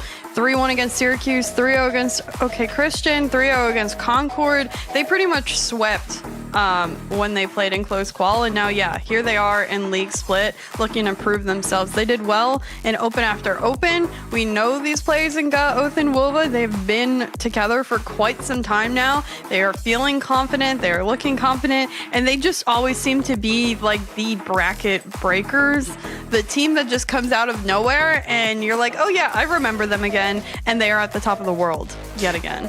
This is a team that, Taco, when we're looking at how we've seen them progress, this was a team that we know had the capability, but went through just a really huge rut and had a real hard time to find their place. Wova hasn't even taken a seat yet. That's how locked in he is. But we're looking at how Ball State has recovered from this, and they haven't skipped a beat. They also rolled through that closed qual. Yeah, and that's the biggest thing that, shout out to Jesse, one of the Ball State members, actually within the program, one of their players. He compiled the stat that I compiled earlier in the semester, but with closed qualifiers, every team did pretty well. Ball State was like, I would say, the biggest omission outside of Akron, where we were saying, oh man, this team, I can't believe they didn't get top 8. Since they missed out on top 8, they've had to play 3 opens and 1 closed qualifier. In all games combined, all series combined, in game record, they are 46-6. Oh my goodness. So to say that they are not having a problem at all shows that, yeah, they got back into league play, and they did so with no doubts that they deserve that spot. Yeah, and they continuously improve, and at this point, it's kind of just like that ceiling has been broken for them. Now they're in the big leagues. Can they match up Navanta? That's the name of the game. You know what I mean? I'm a big Ball State supporter. Now's the chance for them to really go out there and show the world they can do. I've been a fan for a long time, and I would say, yeah, exactly. You know how it is. But you're absolutely right. It's a whole different issue. Like my mom would say, a whole different pot of pumpkin, right? No pun intended, the holiday series there. But you got to make sure that you have your chemistry of your team locked in and understanding your opponent. Get those two locked in, you're good to go. Like we said, we got a little bit of the shout out from Seamoss about how Wolver's hitting a new stride. Being peak form is only half of the equation. Can you do that over a long period of time at the highest possible levels? That remains to be seen. Now, Chicks, when we're looking at Baylor, we're just still waiting for Wova. Get to your desk if you can hear me. Sorry. We're looking. Is that a bag of lunch? I mean, maybe. I don't know, dude. I like the chair that they got, though, dude. He's got that Ball State chair. Let's just take a look what he's got. Is that a cup of coffee? It looks like it could be. No, actually, that just looks like just grab some food. Burger place. Anyway, point being, back to Baylor, because Chicksa, we saw them play. They, in my opinion, I thought they looked, they were making some crucial mistakes, but they were going back and forth. They were like very much trying to match that offense against Concord, which is really difficult to do. Where do you see them after getting kind of 3-1 from Concord, going up in this series against a Ball State that really looks like they are motivated to play? Yeah, I will say Baylor also had, like I said, a really good close qualifier yesterday. There he is. They 3-0'd Kennesaw State and then 3-1 a good Davenport team. So they went through uppers, and like a lot of us said, we were kind of shocked in a sense that they went through uppers instead of struggling with anybody else. They didn't have a great League Split 1, and now here they are in League Split 2. They played a very difficult team in Concord just now, and you have to wonder how they're feeling after that. They had a lot of bright spots. I honestly thought both teams looked very good in the last series, but then there's a point in the series where Baylor always crumbles, and it becomes very apparent that for some reason they all lost being on the same page, and they're having a hard time picking up the pieces together. They can't get to that crumble point again where it seems like it's too far gone for them to even remotely come back. So they have to keep very confident. They have to keep level-headed throughout this series, and they can't get to that crumble point. If they can keep playing solid defense and rotations, as well as giving Hoxter and Andy and JT a couple good looks of field to pull up the mechanics, make the plays, then they'll be just fine. Just retaining that is very difficult across all 5 games. I mean, it's going to be a test for both of these teams, but for us, let's test our ball knowledge. Let's get to predictions. Navanta. Yeah, it's been a very eventful weekend for me, man. Yeah. I've been tagged, I've been dragged, but I gotta say this, man. Here's the chance. All the opportunities are on the table. Ball State, I'm picking you to win this one. You are the stronger team on paper. Is it practice? That it comes up to you, but I will put myself on record and said I predicted Ball State to win a series here at Ball Split 2. Oh my, it's a face turn if I've ever seen one. All right. Now, Taco, ball knowledge. Where do you see this going? Tagged and dragged is crazy, first of all. That's a wild thing to call it. But second, it was happening on socials. That was happening on socials. They made sure everyone knew because they came in as the strongest team, maybe not in seeding, but the highest ranked team in terms of general power rankings. We thought they'd make it back. They did, and I have them winning this one just because every single person I talked to that played Ball State, it was like they were describing an encounter with like a supernatural being. They're like, I don't even know what was happening. It just balls kept flying into the net. There's nothing we could do. And I'm like, okay, I'm not going to doubt that level of fear factor that Ball State is striking in the closed quals. I think it continues in league play. Chicksa, where do you see this going? I'm going to agree with my two fellow casters here in Ball State. I am very confident in Ball State with the type of bracket run that they made, and not only, of course, what everyone's been saying. I think this team's ready, and what better of an introduction to League Split than in Baylor? I mean, I couldn't think of a better matchup for Ball State to get their feet wet in this new system that we have here for CRL. Despite that, they're gonna have to deal with a lot. I'm going with Baylor for this one. I think, one, it is a rarity that if you have a doubleheader that you lose twice in a row, at least on broadcast. That is true. It is quite a rarity. However, I also do think that Baylor, they are a caliber of team that while they are struggling against a lot of top tier competition, this is one that I'm wondering, like, when we look at the opens for Ball State, are they going to struggle against some of these upper tier teams? And I think that while Baylor is a really good test for them, I think that it may prove to be a bit much, considering they're coming into this warm. They just played Concord, which is such a fast team to deal with. And I think that Baylor's going to take this one. But that is our predictions. 3 for Ball State, and just little old me for Baylor. I don't know. I believe in Hawks' hair to carry him through. However, Baylor looking to make this a 1-1 start to the split, but can they do it against this new surging and up and coming Ball State? The teams are ready. You're ready. Let's take it to the pitch. What an introduction for Ball State into league play. They're in for Cumberland, who couldn't make it. The only switch in our 8 in league play split. And here they are today against Baylor, notoriously the team that struggled the most in League Split 1, now has to play the newcomers. I'm telling you, it couldn't be a better story and introduction for Ball State.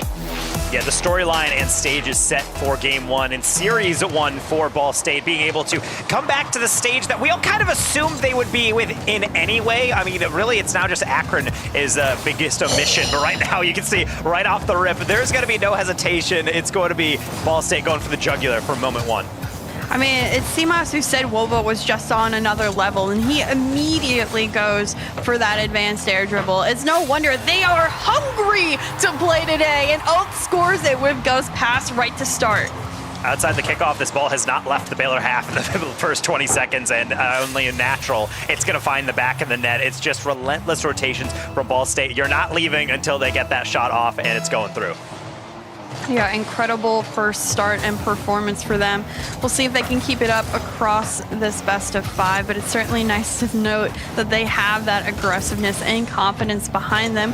Granted, let's give it to JT, Andy, and Hoxer, who have been able to make some plays upfield. They've been doing well on defense for majority of games, but sometimes, like I said, they just end up crumbling apart. Unfortunately, that pass wasn't a little bit better, and this one deflected into midfield. For now, doing their best to stay offensive is Baylor, but not getting the best shooting opportunities just yet. Ooh, I do like the slow build up, the demo, the light tap by Hoxer. It actually made Guh hesitate for a split second, but ultimately it doesn't work out from Baylor. But at the very least, it seems like they have themselves balanced on their own 2 feet now, and they can build from here. Bump attempt, Woba doesn't get contacted, but either way, Guh there for the save. A really nice save by Guh. It seems like he came in at the last second, noticed it was coming, now goes the distance, passes is in front of net, but unfortunately can't get through the defense of Baylor, who has been saving so many opportunities. Across the field is Hoxer. Andy working the corner, still can't get past it. JT now on the wall, can he get in midfield? Nobody there, and a huge clear for Oath to relieve that pressure. Andy gets the midfield pass, trying to go past that last defender. Even with a bump play, the save still comes in. I do like that from Baylor. It's getting experimental, but also understanding that can't always rely on solo play. You got to rely on those bump passes, those lead blocks, and also just these infields. They've been trying to work that through Concord. It was selectively effective, but apparently that strategy is going to be continued here. Problem is they still have to deal with a lot of defense. Oath, open shot, and he will bury. The quality of opportunities out of Ball State are just that much better. They cause the defense to feel really discombobulated. The challenges come late. They don't need to be where they have to be. And then at the end of the day, now Ball State 6 shots to the 2 of Baylor. They're already out shooting increasingly faster and faster. And it's hard for Baylor to get that possession that they need to feel confident and try to thwart off these opportunities.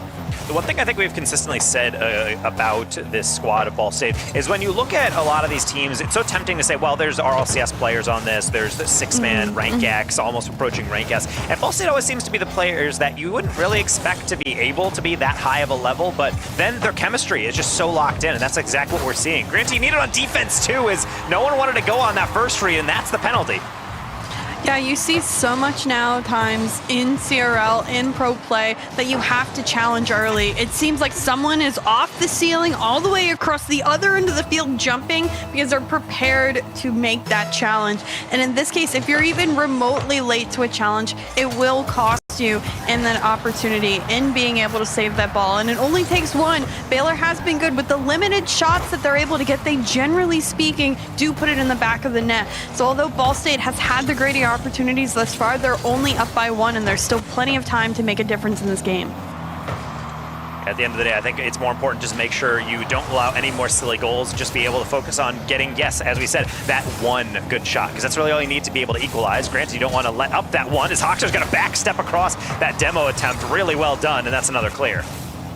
Huge clear now for JT, picking up that mid boost, able to end it center. Hoxer off the ceiling and down, but can't get much better of a touch than that.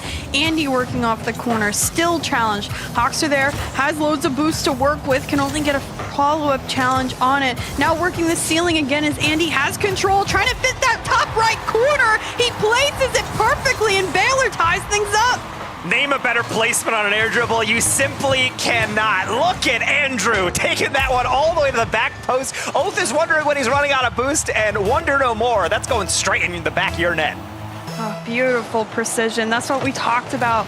Quality opportunities. As soon as they hit just like that, that's all you need. And right now, Baylor is holding on against the newcomers of Ball State. Still, though, they have to maintain that defense that they've been struggling with. Woba doesn't have much boost to work with, but JT still gets in the way for the save, even pinches, clears that ball forward, allows his teammates to gather some boost, and we restart again. It feels like a tied game because it is. It feels like a close game because it exactly is. Now, all the boost in the world, everyone needs to get set, reset, and try to make one or two last plays in the remaining minute on the clock. And especially not waiting too long. Andy did well to make sure that he knew that was going to get pinched down, so he just played for the deflection, and he got that away. Problem is, the ball still in the half. Andy going to try to find Hoxer on the outlet, but Wova will steal that away. No more boost, and yet Ball State still chasing it down. Maybe not the most effective strategy, but it is causing Baylor to slow down, kind of reevaluate their situation, and now it seems like we've reset everything. We're back into kind of a level rotation, and now everyone can focus up for the clutch moments to see if we're going to see any hero ball coming down to the final seconds. 30 seconds left on the clock. Andy has control, not much boost to work with, only sends it away. Hoxer jumps here. Oh, good thing JT's there to back him up, but not much boost in the tank for JT either. This one deflected away. Oath and got everyone working upfield. No way. Andy off the ceiling, can't get the touch that he wants for it to waterfall down. This one as well will just land way too far. The demo is there. Is anybody in net? Where's the follow-up for Baylor? And they were just too far back. JT had a demo on Wova, a demo on Oath, and then there was nobody to be able to rush the play, and therefore with 0 seconds, it might just come down to one little catch, but Hoxer and Andy both trying to turn around, they bump each other. I guess we'll just have to settle for overtime. Oh, I feel like that was such a missed opportunity for Baylor. I don't know why it wasn't communicated that JT was demoing. He got 2 beautiful demos off, but no one was there to go in, finish off that open net, and that could be just as quickly as the game could change for either team. Granted, overtime leads its own challenges. Everyone looking for that one opportunity. Wova right there trying to be the blocker for Guh, but this one deflected. The 50s can only be won so many times by Oath, and it goes across the field. Hoxer now a blocker trying to put it through. Andy will have to retreat away, and for now both teams remain even. Good challenge by JT. Problem is he's not having a good angle on this one. Nobody steps to it. Oath smells a little blood in the water, and he will take full advantage. Oh, just enough to make it work. The challenge is too late. Low on boost. I will say the boost game, I think, was generally controlled by the likes of Ball State the majority of that game. I think they just controlled more of the field in general. And when Baylor had the 1 or 2 opportunities, they made the most out of it, but still they gave too much for Ball State to take away from them. Yeah, and it comes down to situational awareness. We talk a little bit about that last play where we don't have anyone on Hoxer and Andy going forward. JT's trying to do all the work upfield. But sometimes we're saying, yeah, why isn't anyone taking advantage? But the other aspect is, yeah, you can go for demos, but that ultimately slows down the Ball State rotation forward. It doesn't always help out your offense. And then at the back end of the play, we have that ball going into the corner in overtime. No one really thinks to challenge it. JT says, I don't really have the angle. Goalie says, well, I thought you had that one. And then suddenly it's in your net because no one shuts it down. It looks so basic because sometimes that really is all there is to it. No one is able to properly coordinate. You don't have the angles in time. And if the offense knows that you're going to hesitate even a half second, that's where they're going to be able to find a way to slide in a shot. Yeah, I think communication is vital for Baylor. That's where we see them disconnected. When we talk about the differences between these two teams, Baylor is new this semester. They are together for the first time. They've been slowly getting that chemistry together, and you see when they aren't on the same page with one another. And that's the complete opposite to Ball State. I mean, Taco, how many seasons have they been together at this point? 4 semesters? I think, more? Yeah, we have to be going into a lot. Probably 3 or, yeah, I think 4, honestly, for that semester because they were able to play within CCC 2 years ago at the very least. So yeah, we are going into a lot of chemistry built up. And that's exactly why I say it's really impressive. But also, it's impressive that Baylor can hang with teams like this, considering this is their first semester together. So let's see if maybe the second half of that semester can start to get a bright spot. They do not want to have to go down 0-2 to start this split number 2, especially after fighting their way through close qual along with Ball State to get back in. Hoxer doing his best, doesn't have any boost and can't get much more off that challenge. Field we go, and there we go again. Bump on Wova. JT, not much boost, sending it to the corner. Hoxer will be there.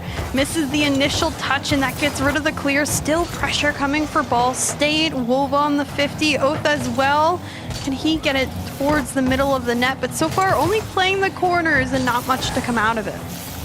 Yeah, but at the end of the day, you would notice how little boost there is for Baylor. You're getting your 50, and it's like deja vu right now. I think we've seen that cycle to the corner 5 times, and now we finally have something to break out, especially if Hoxer get this back post, unfortunately, directly into Gud. Does not trip him up. He gets the backflip save, and then Oath will carry it to the far side. Still a beautiful transition, and that is how Baylor gets a majority of their goals. They just catch the defense off surprise, and then there you go. That's a quality opportunity. In this case, the defense wasn't ready for Baylor, and Oath is able to finish it up off of Wova's clear. Oath has absolutely no chill for touches like this. He will get on it immediately. Watch how he jumps almost as the ball bounces, because you can't wait for the read. You have to make the read at work for you. Any challenge that you get on quick enough is going to make it difficult for the defense. And you can even see Hoxer, who was positioning himself, thinking he had just enough time to get there, and it turns out he does not. Oath trying to, I thought, make another shot, but maybe tried to go around the defense a bit more creatively, although that did not quite work out the way he planned. Well, even with a little boost, able to get the clear upfield, and there's Oath to just keep it moving on forward. Now Wova off the ceiling, gets this challenge, pushes it forward. Hoxer, not much boost in the tank, isn't able to get that 100 either. I think he's kind of faking that he has boost to work with, and JT just a little too close, can't get the touch either. This one's dangerous. Andy can get in the way, but for now, again, Baylor is stuck on their half, trying to work off the challenges. This is a beautiful pass in midfield. Nobody's back, and another one for Ball State. And this is how you use space. You see one player on high, then you adjust for the second challenge. You don't catch, you wait for the player to commit, and then you throw it middle. Wova knew the plan the whole way. That's why he trusted in that captain to be able to deliver a perfect slot right into him. Again, Ball State just continuously breaking down the defense. They're working through the measures, the passing plays, the 50s, gathering the boost, getting those boost steals, and that just chips away at the opportunities. This one here cleared away, and although Hoxer was close, he couldn't do much with it. Now Baylor again defensively will have to manage. This shot won't be made. Wova still off the back, forward and go, won't follow up. Hoxer, no boost, gets the bump, but again, no follow-up from him as well. A little bit of communication, trying to figure out what Baylor really is trying to do, working together on these plays. I don't see exactly what they're trying to put together right now. Yeah, the biggest thing I realize watching Baylor is how much of an art it is when you're rotating through to not only be near your opponents, but also to time when you're going out to boost. Are you turning upfield when your player is being able to get a flick forward? Are you able to actually follow through? Are you able to be predictive of those hook shots coming in? Guh catches the defense sleeping and goes right over the goalie's head. Yeah, a late challenge by JT, a late challenge by Andy, and then Hoxer's caught on front post instead of back post because he expected one of his teammates to likely win that challenge. Those are the little breakdowns that we see that Baylor still hasn't gotten used to yet, and Ball State every single time takes advantage of each and every one of those opportunities. So now they're up by 3 comfortably. Baylor just hasn't had any sort of opportunities when it comes to upfield, and you know, your heart has to break for them because, you know, that should be savable. JT, I think he's playing it off the ceiling. He's expecting it to bounce, and honestly, on that replay, you can see that goes as close as possible to the ceiling without touching, so I think he was going a little bit lower, expecting that to bounce down, but it looks like a nightmare in the live view, and I'm sure it feels like a nightmare when you are now down by 4 after such a decently competitive game 1 where you thought the series had really everything to play for. It can feel like, you know, a Jenga tower. As soon as it falls, it's impossible to put back together, especially those giant pieced ones. And that's how it kind of feels like with Baylor right now. They had a couple of pieces, maybe a couple of them fell apart, but as soon as it completely fell off together, it's hard to be rebuilt. And they just haven't had that success in this one so far. Wova, the rest of Ball State still pushing, still getting a couple shots forward, still stealing all that boost again. You see most of the tanks on the side of Ball State pretty full. Hoxer's the only one that had some boost here, and he's quickly challenged, and all that boost dissipates just as quick. Open net here. Can Wova find the angle? Andy comes in from behind to at least deflect it away. What was crazy about that one is that Wova pre-jumped that read, cut him off, and then lobbed it forward. And then from there, Wova still adjusted and almost got that double. Even when they make a mistake, it still looks like a planned play. It's nice to cover up mistakes like that when they can happen. It leads to a little bit more leniency on some of these plays. Because of it, maybe 1 or 2 opportunities here for Baylor. They get a couple of shots off. They're working the corners, working that ceiling as well as the backboard, but deflected away again. Gun, not much boost. Demoed for his efforts. Just another clear, and for now, Ball State buying time. One thing you really do like about Ball State is also understanding that, yeah, they have the advantage on offense. They're getting a lot of conversions, but on defense, they are respecting Baylor. They're going back and making sure they're posting up on the backboard continuously, making sure that they're not biting on anything too easy, trusting that, oh, I don't think Baylor can get that one. No, they definitely can get that one. And that leads to them then being able to lock down the defense and make sure that their offense is clicking. And boy, is it 4-0 in game number 2 as Ball State looking to get a sweep. Yeah, Ball State knocking on the door of a sweep. Of course, a fantastic start, if so, to League Play Split 2 for them. They did exactly what they had to do. Got credited with all 6 saves of Ball State. Baylor did get 6 shots that game, which I think is a little surprising to me. I think they only had 2 throughout the majority of the game, had some late pressure there, but Ball State controlling the boost, controlling the game, looking steady on the opportunities, and as you mentioned, cleaning up when mistakes happened. Almost seemed like it wasn't ever a mistake at all. And the rotation is locked in. The communication from Ball State looks good, but also they're just playing direct. And there is something to be said about that. I mean, watching back a lot of those plays, they're not using resets. They're not going for musties. They're not trying to get anything crazy. It's just being able to understand, like even on that one that went over Hoxer's head and we're saying, how is he not ready for that? It's going off the wall, wave dashing and understanding, the defense looks a little weird. Why not? Let's just throw it on target and see what happens. And that really can surprise some teams. If you're not ready, if you're landing from a flip on defense, you're not able to adjust. Ball State knows that. They take full advantage. It's the sign of a good team and shows why exactly they made it back into league play. Yeah, everyone's doing their job on Ball State as they have to be.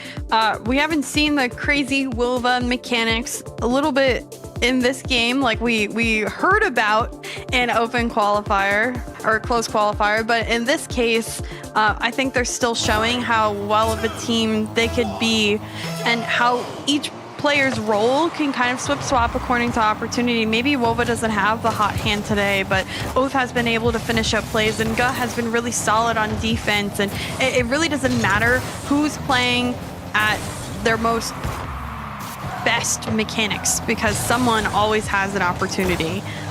We'll see what they can do in Game 3, if they can keep consistent or if Baylor has a little bit more to them. They were able to take one game in the last series. Can they take one here?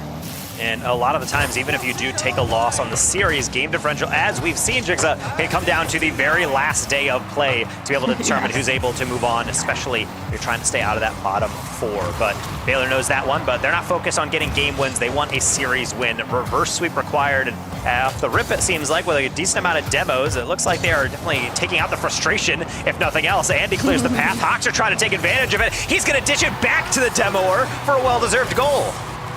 Yeah, that just slowly broke down into what they needed it to be. Hoxer only had to beat 1, beat 2 there, and the third was, of course, demoed, so that opened up the field. Hoxer can make so many plays by himself. I hope he continues to push it forward and through on this team and continue making those sort of solo plays to open up more opportunities for Andy and JT down the road. He might be able to get one here, but the problem is just catch up to the pass. Andy was lurking in the far side, waiting for that delivery, but now he's going to have to say, well, that's fine. I'll just take it from here and go for a play right there. That deflection for a half second thought it might be a little bit dangerous, but instead it'll be to the corner. No boost steal. JT's going to have to get back.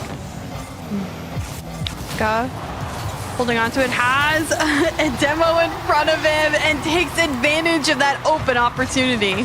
I really do like this. JT gets a rough clear. He doesn't mean it to go right there, but God knows with the demo, defender's going to come back. He has to shadow defend, and so therefore, again, intelligently knows, yes, I could hold on to this. Yes, I could try to air dribble bump it. Maybe I could just try to delay flick, or I could just rocket one as fast as possible. It catches Hawks by surprise yet again, and now we have a tie game, at least for right now. JT, I like that lurk upfield, but Ball State ready for it in the last moment.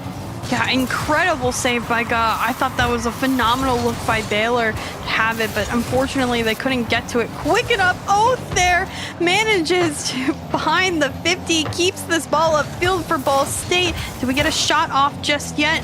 No, it's a 50. JT has a little bit of boost to work with, but doesn't get the touch that's needed to continue the challenge. Andy, though, does win that 50, and Baylor, can there happen to be a shot by Hoxer? Bar down and in, and Baylor finds another. Chicksa, we talk a lot about when you get an open shot, you got to take it. How about this from Hoxer? Gets it on the corner of the car, diagonal flip, far side, bar down. I mean, there's a certain point where you say the best defense is never going to save a perfect shot. Well, I think professionally speaking, Hoxer does have the most experience in that regard of all 6 players on the field. So you do see glimpses of some of the play that we've seen from him in the past and, you know, of course, different events and whatnot. So it's nice to see that he does make that impact on the field when given the opportunity. Often at times, his placement, his accuracy is just a little bit better, that you see why in the past he has been where he's been, and he has that much history in Rocket League. Hoxer trying to carry that one forward, and Oath just plays Disruptor. He's going to get bumped, and yet he will not be disturbed by that at all. He's right behind it for another 50 as Wova gets the boost. Tries to lend an assist, but a bit of miscommunication there means we're going to have to go back to Go anyway. A little bit clunky going into this potentially final game of the series, Jigsaw. Oh, it'll get like that, and that's okay. Ball State, of course, dipping their toes in the water. The differences between open qual and league play split, so all those things are adjustments that needs to be made. I still think it's very steady in anybody's game. Andy, though, with great control, sends it to JT just a little bit too hard. And now the deflection, Hawks are able to send it off the backboard, and Andy, can he get a piece of this to clear with the help of JT? Releases that pressure. Ball State almost had the tying goal there. Now they need to defend, and Oath will do just that. Yeah, it was really a good job by JT, that little extension earlier on, because that could have been really bad with the limited boost that Baylor did have. Now, even with a lot of boost, this clear is not the most ideal, though Andy makes the best of it with an air dribble. Oath to Wova, back to Oath with the redirect attempt at Hoxer. He's seen that too many times. He does not want to give Oath another look at target. JT trying to deflect it, can't do much more than that. Hoxer, I think, a little too late to that touch, could be dangerous, but Andy reads this one, doesn't pick up the boost, but does get the ball past one. Can he still put it in front of net? Still can't do just that. Hoxer, no double tap read. Andy's last back turns to cut, but this is a dangerous scenario for Ball State as they're still trying to figure out that one last push to tie it up. Right now, Baylor, I like how they're playing. They're not just sitting back, taking long clears and getting boosts. They're making sure they go forward because they know they can waste time, but more importantly, can also force Ball State into that bit of uncertainty. Do we go forward? Do we just play for bumps here as Wova is making sure it's difficult for that first defender, but that's why you have the second. Andy with the first save. JT needs another, and Oath is not fast enough. Such incredible defensive reads by Hoxer and Andy in the last 2 minutes of this game. Hoxer right now 4 saves, Andy with 1 himself.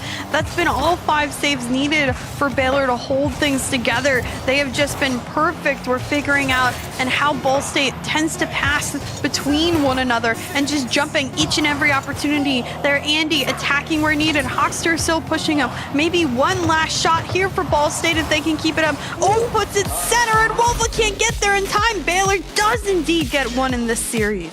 Oh man, I really thought that was it. Everything came together. They did well to get off the corner, then faking the near side, flicking it across into the back post, but unfortunately Wova, only so much momentum, only so much boost to be able to get forward. Would have been a miraculous 0-second equalizer, but no, Baylor hangs on, and this is something we've seen before, Chicksa. Last series, they've looked their best in Game 3, backs against the wall. They absolutely need a win to extend, and yeah, we can talk all we want about game differential, but they're focused on amending what happened last series, actually turning this series around, and maybe giving Ball State something to sweat about.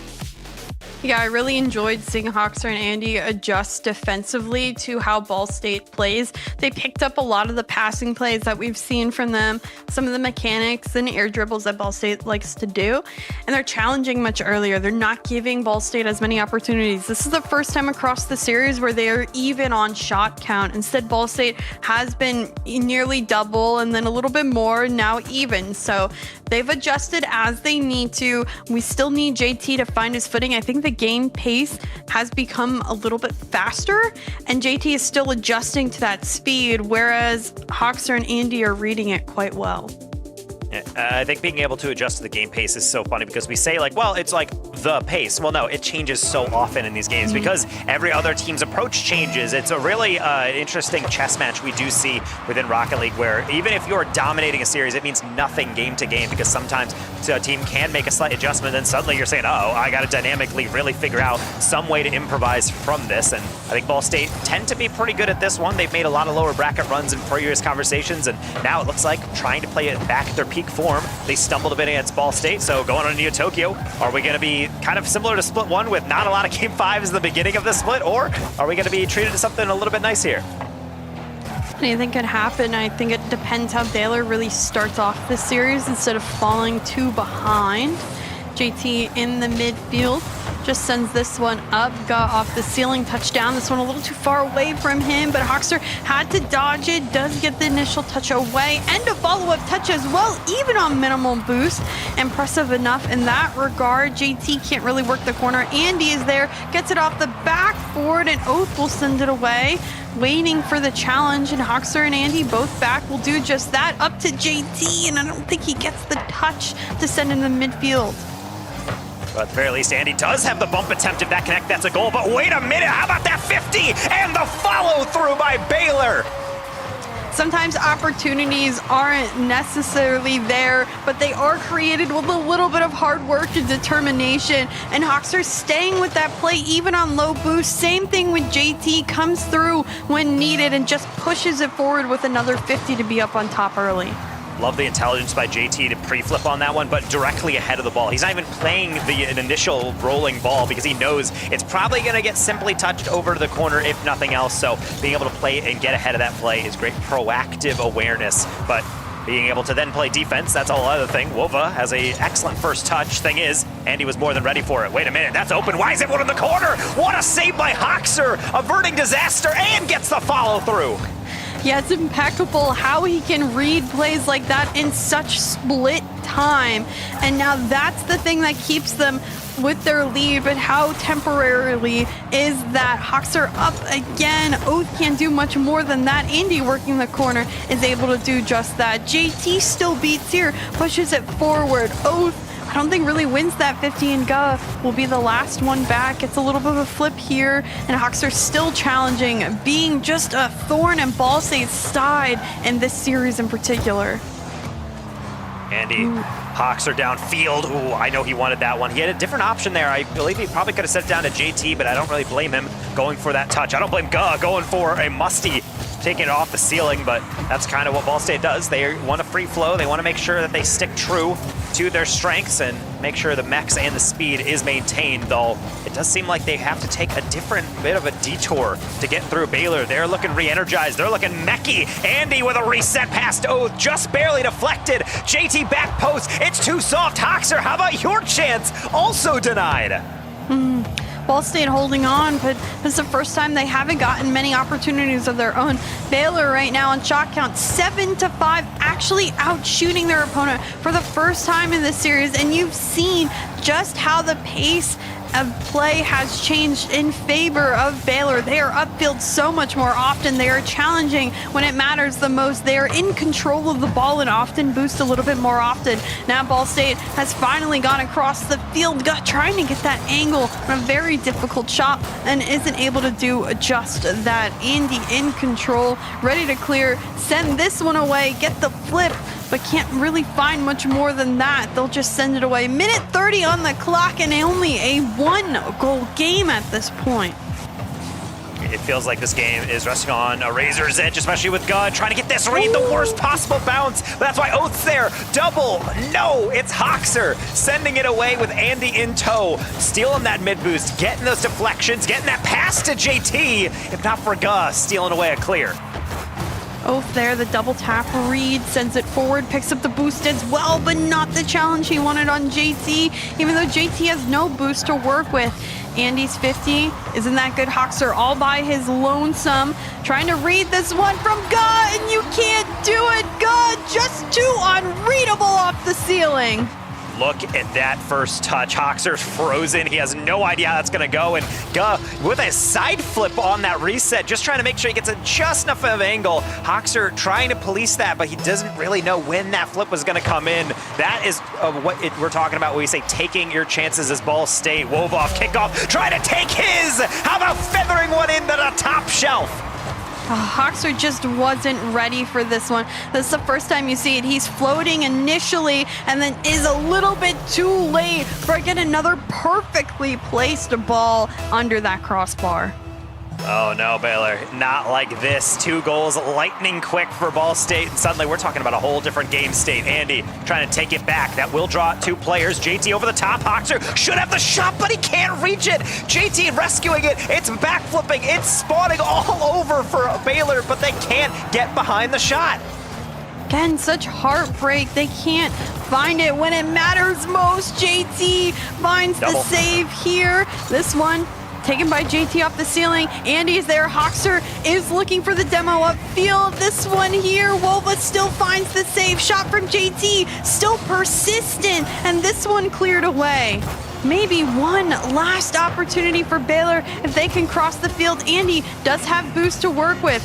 Takes it in the air dribble. Still tries to bump Guh. Hoxer tries to keep it up. Doesn't have the boost to follow with it. And Ball State in the last minute of gameplay, 2 back-to-back to win the series.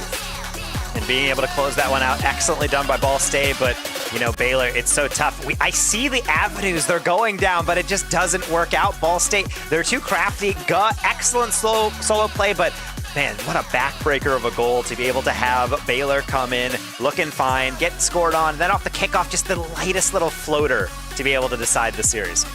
You know, it's funny, looking at the player cams, Ball State doesn't necessarily look happy with themselves. I think they wanted that to be a little bit easier. They didn't want it to be so scary, you know, at the end of that one that they barely had to claw their way back. I think a lot of thinking that both these teams have to do when it comes to league play split 2, they need to make adjustments as a team. Ball State looked really good at the start of the series, but couldn't hold on to it. Struggled a little bit, of course, in the back half of games. And Baylor, they got better. They're still seeing what's plaguing them on the offensive defensive end of things, but they have those bright spots of where things are clicking and looking really good, and they're finding the opportunities they need. You know, it was a fun series to see 2 entirely different teams and their makeup show up and kind of brawl to figure out who's better in the moment.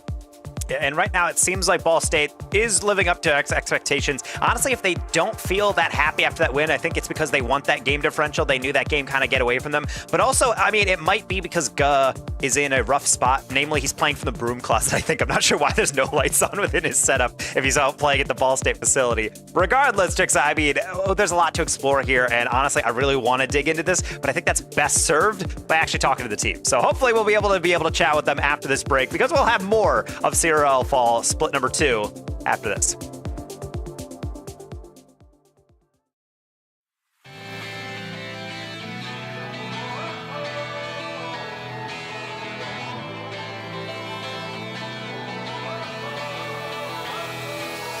I know you said stay out of this bit, but I don't get tired of it. You told me I'll never be happy. I'm not sad at all. Baby, I'm a fool, following my dreams, but mama, you're gonna see me on every magazine.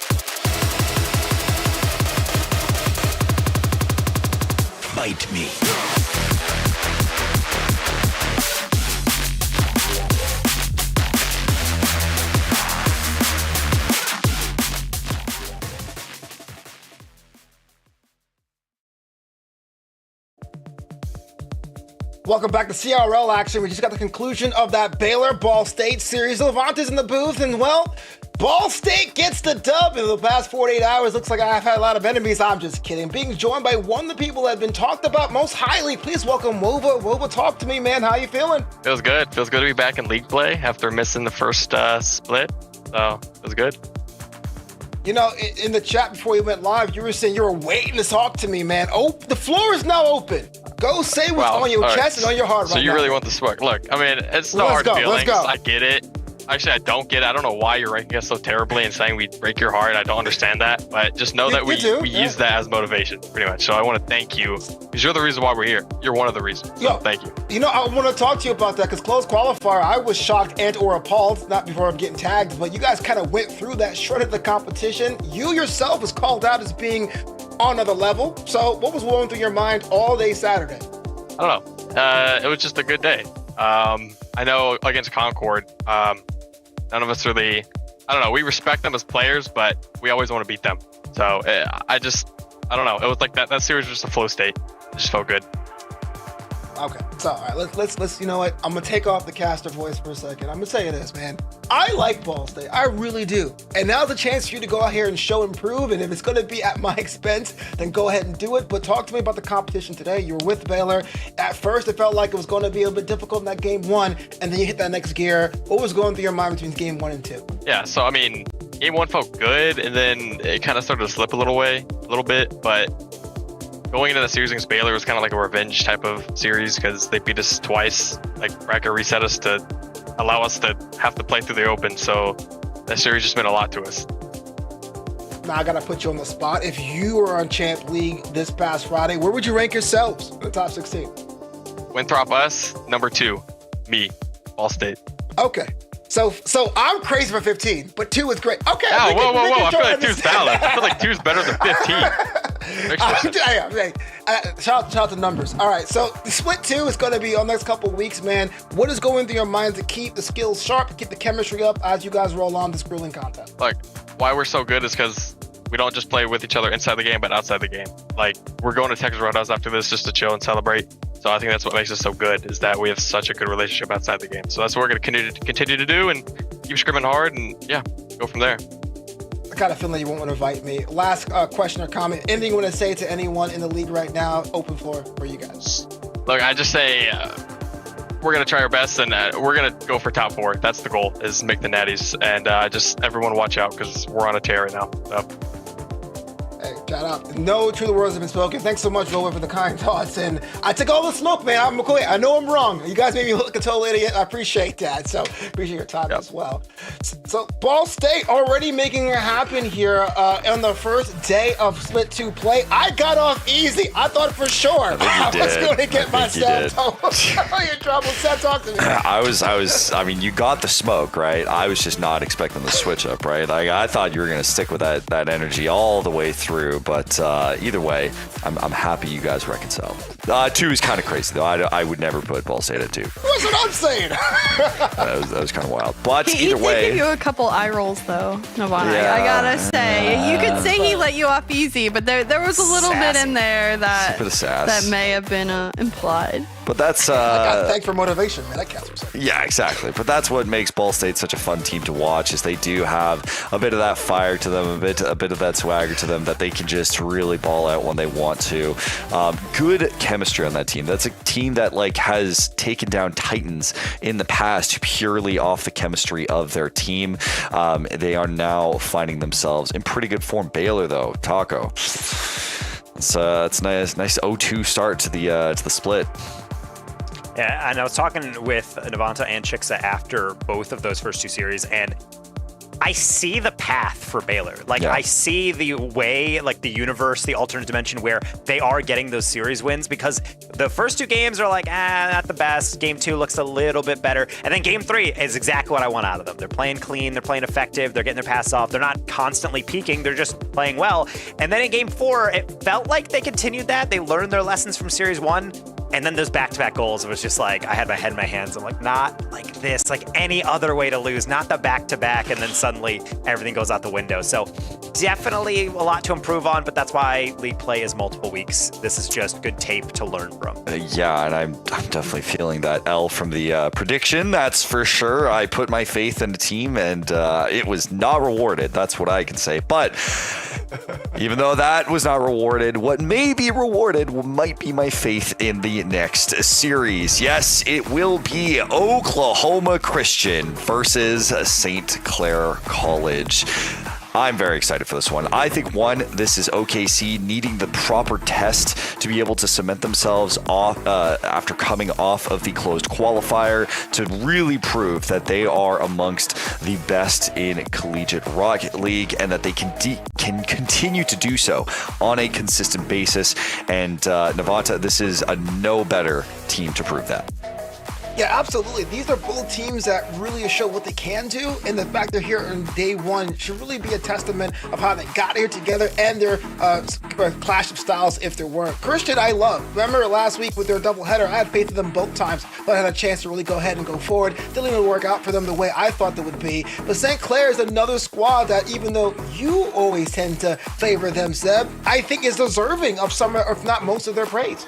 I think so. I also got absolutely baited when you said Christian, because I was like, wait, are we talking about the St. Clair goal player?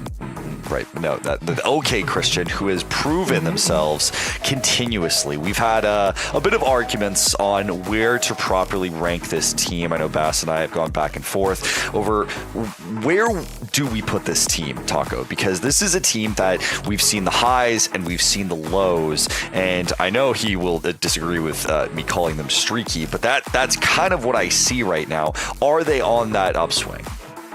They're definitely on an upswing. The back half of the league play, honestly, even back third of their league play, looked pretty good. They took a loss against Northwood, and you're saying, well, that's Northwood. I mean, it's kind of a tough game. But then they beat Cumberland convincingly, and that team in Cumberland did not make it through the close qualifiers. That is the team we swapped out for Ball State. And outside of that, Oklahoma Christian, they took care of business. They took a loss and then just kind of cruised through the lower bracket. They swept Akron, which is a great matchup because they beat them earlier in open quals to get into league play. And we're thinking, well, that's just a lucky one. That's just a one-off. And then they did it again. And then they did it again in another outside competition. So it shows that, yeah, they are elite. They're capable of being here. And honestly, even in last semester, we saw St. Clair take down Oklahoma Christian. I think it's going to be a lot more competitive this time. I don't think we're just going to go to 4. I mean, this has the capability of going either way, and it could be, yeah, a streaky team, but that's just another way of saying they're really good right now. I think they're still on that streak. They are, and that's what kind of terrifies me, Chicksa, is because this is the St. Clair, obviously, that I want to see at Nationals. Absolutely no bias, by the way. That I want to see at Nationals, that I really want to see them to be able to perform, and that have continued to perform. They, we've all kind of collectively put them around the third best in CRL right now, but this is a team in OKC that has that potential to shake things up. Yeah, I will say both these teams didn't do incredibly well when League Split 1. Let's be honest with ourselves with St. Clair too. They did go 4-3, so it wasn't the most convincing of victories. Same thing, Oklahoma Christian went 2-5. I'm just saying, for a team that has been at the upper echelon and ranking 3, you would expect them to only have 1 or 2 losses, instead taking that third, being just above that 50% margin. But that's just how close CRL is now in our current state. If you want, I get it. I'm just saying we need to be a little more careful where we rank these teams. We've seen obviously how socially. What did I do wrong? What did I do? We went past that series. We can move on from there. We don't have to keep reaction. But let's be careful where we place these teams. You can't really say third best definitively at this point. They need to prove it to us week after week to earn that ranking, and it just is a very volatile state in CRL right now. And who is better? OKC I think had a phenomenal close bracket. With that being said, did they fall to Ball State though and have to go through lowers? Yes. And did we just watch Ball State just now? Are they a convincing team? Yes. But are they a second team like Wolva said? Probably not. No as well. So all of these we need to play with a grain of salt. I mean, listen, Wolva can put himself up there if he wants, but listen, you got a lot of matchups to play, and that is what league play is for. It's why we have this system. It's so we get get those consistent matchups. Everyone gets to play against each other in a league play fashion. It's not like a bracket system or anything like that. I think St. Clair, and I mean this honestly, bias cap aside, right? Canada cap off. I genuinely am confused as to where to put them, only because they have taken some weird losses and they've taken some really good losses, right? We've seen in the past that they can excel against the best in, like against Northwood or whoever it might be, but we continue to see just not that same level that we saw last year when they did win a national championship, when they did really prove to them that they were the best in the country. And especially with this league play where it really is all based off of consistency and being able to prove that. So far, Taco, the only one that we've seen to be able to actually prove that consistency day in, day out has been Winthrop. And St. Clair, even though we know that they are capable, they just still continue to slip at times. And OKC might be a team that inconsistency can really fall into.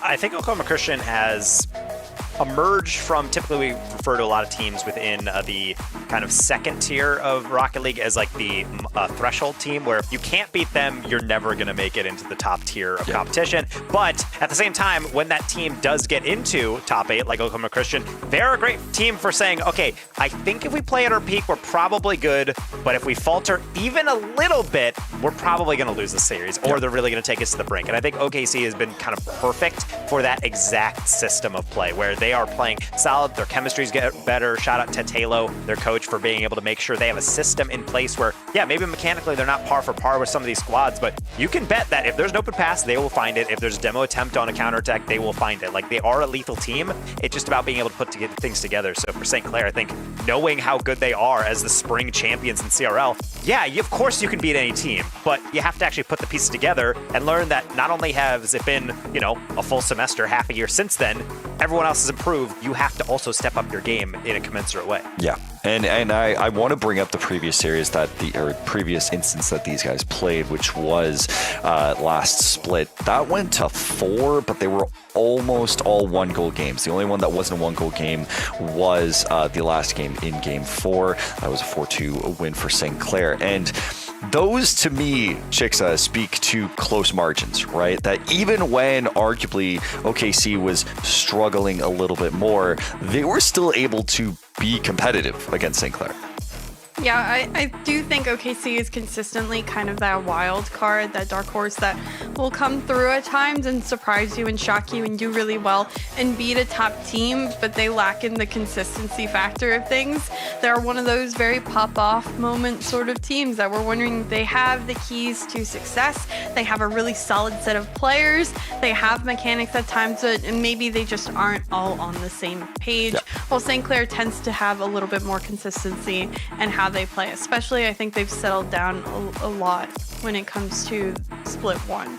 Yep. So hopefully I think we'll get a very good match, at least at the minimum. We've had phenomenal matches so far today, and in League Split 1, I think it'll be a very close one just due to the nature of both of these teams. Well, we apologize for the delay. It seems as we're just getting the lobby ready and good to go. But it is ready now, so let's get to predictions from our lovely casters here. Taco, where do you see this one going, bud? I think this is, of course, something that I'm sure everyone on OC Esports program is going to be not surprised with, but I'm picking against them. I'm going with St. Clair in this one, not because I don't think that OC's playing the best we've seen them in a while, but because I think St. Clair was in a situation where they had to watch other teams play to lock in Split 2, and that is not a fun situation. I think they know that, okay, we took it maybe not too casually last semester or last split, but we need to lock in, and I think this is a perfect opportunity to prove that, yeah, we beat you last split, we're going to do it again. I don't care how much better you've got. All right, Navanta. Well, I've dropped 5 predictions in a row, but I'm going to go with St. Clair with this one as well. Stronger team on paper, definitely the more dynamic squad as well. Let's see if it all comes together in this one. Chicks up. It's making me a little nervous. I'm also going with St. Clair, and it's only making me nervous because I have a feeling I know what someone else is going. I do think St. Clair has been more consistent. Anyways. Wait. Seb said his Canadian hat is off, so it could be different. Seb? Oh no, he's fetching a prop. You know what that means. You know what it means. You know what it means. It's gonna be St. Clair all the way, and there is no doubt about it. Yeah, that was standard, guys. All right, but we did sweep the desk, which now kind of makes me scared because that means that a potential curse could be happening. Either way, I know that there's fans on both sides. I know that this is a very hotly contested matchup that either way, whatever the result is going to be a barn burner. It's going to be so fun to watch, but those are our predictions across the board for St. Clair. I'm sorry, guys. Like, you know, it had to happen. Either way, our lobby is ready to go.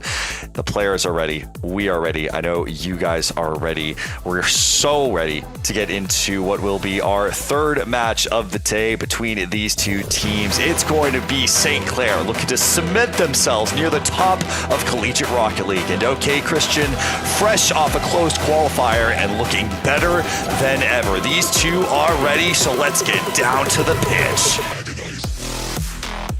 You can call this one an international incident. It's going to be the workhorse, Oklahoma Christian against dynamic St. Clair. I'm Novanta in the booth, being joined by the legend herself, Chixa. How's it going? Oh, Novanta, I'm so excited for this one. I'm a little scared that we did sweep the desk, because one thing I know is OC is another social monster. They will, in fact, take a photo of us already, all with that prediction, and they will, in fact, tweet it if we are all wrong. And that's just how dangerous the current scenario is. I say dangerous lightly. It's really fun to have that social battle going on right now for who is better in the league. But I do think, due to the nature of OC Christian, that at times they are able to do just that. They are able to surprise you. They are able to do really well. But, you know, again, St. Clair, very consistent, very locked and loaded team. Anything could happen in this one.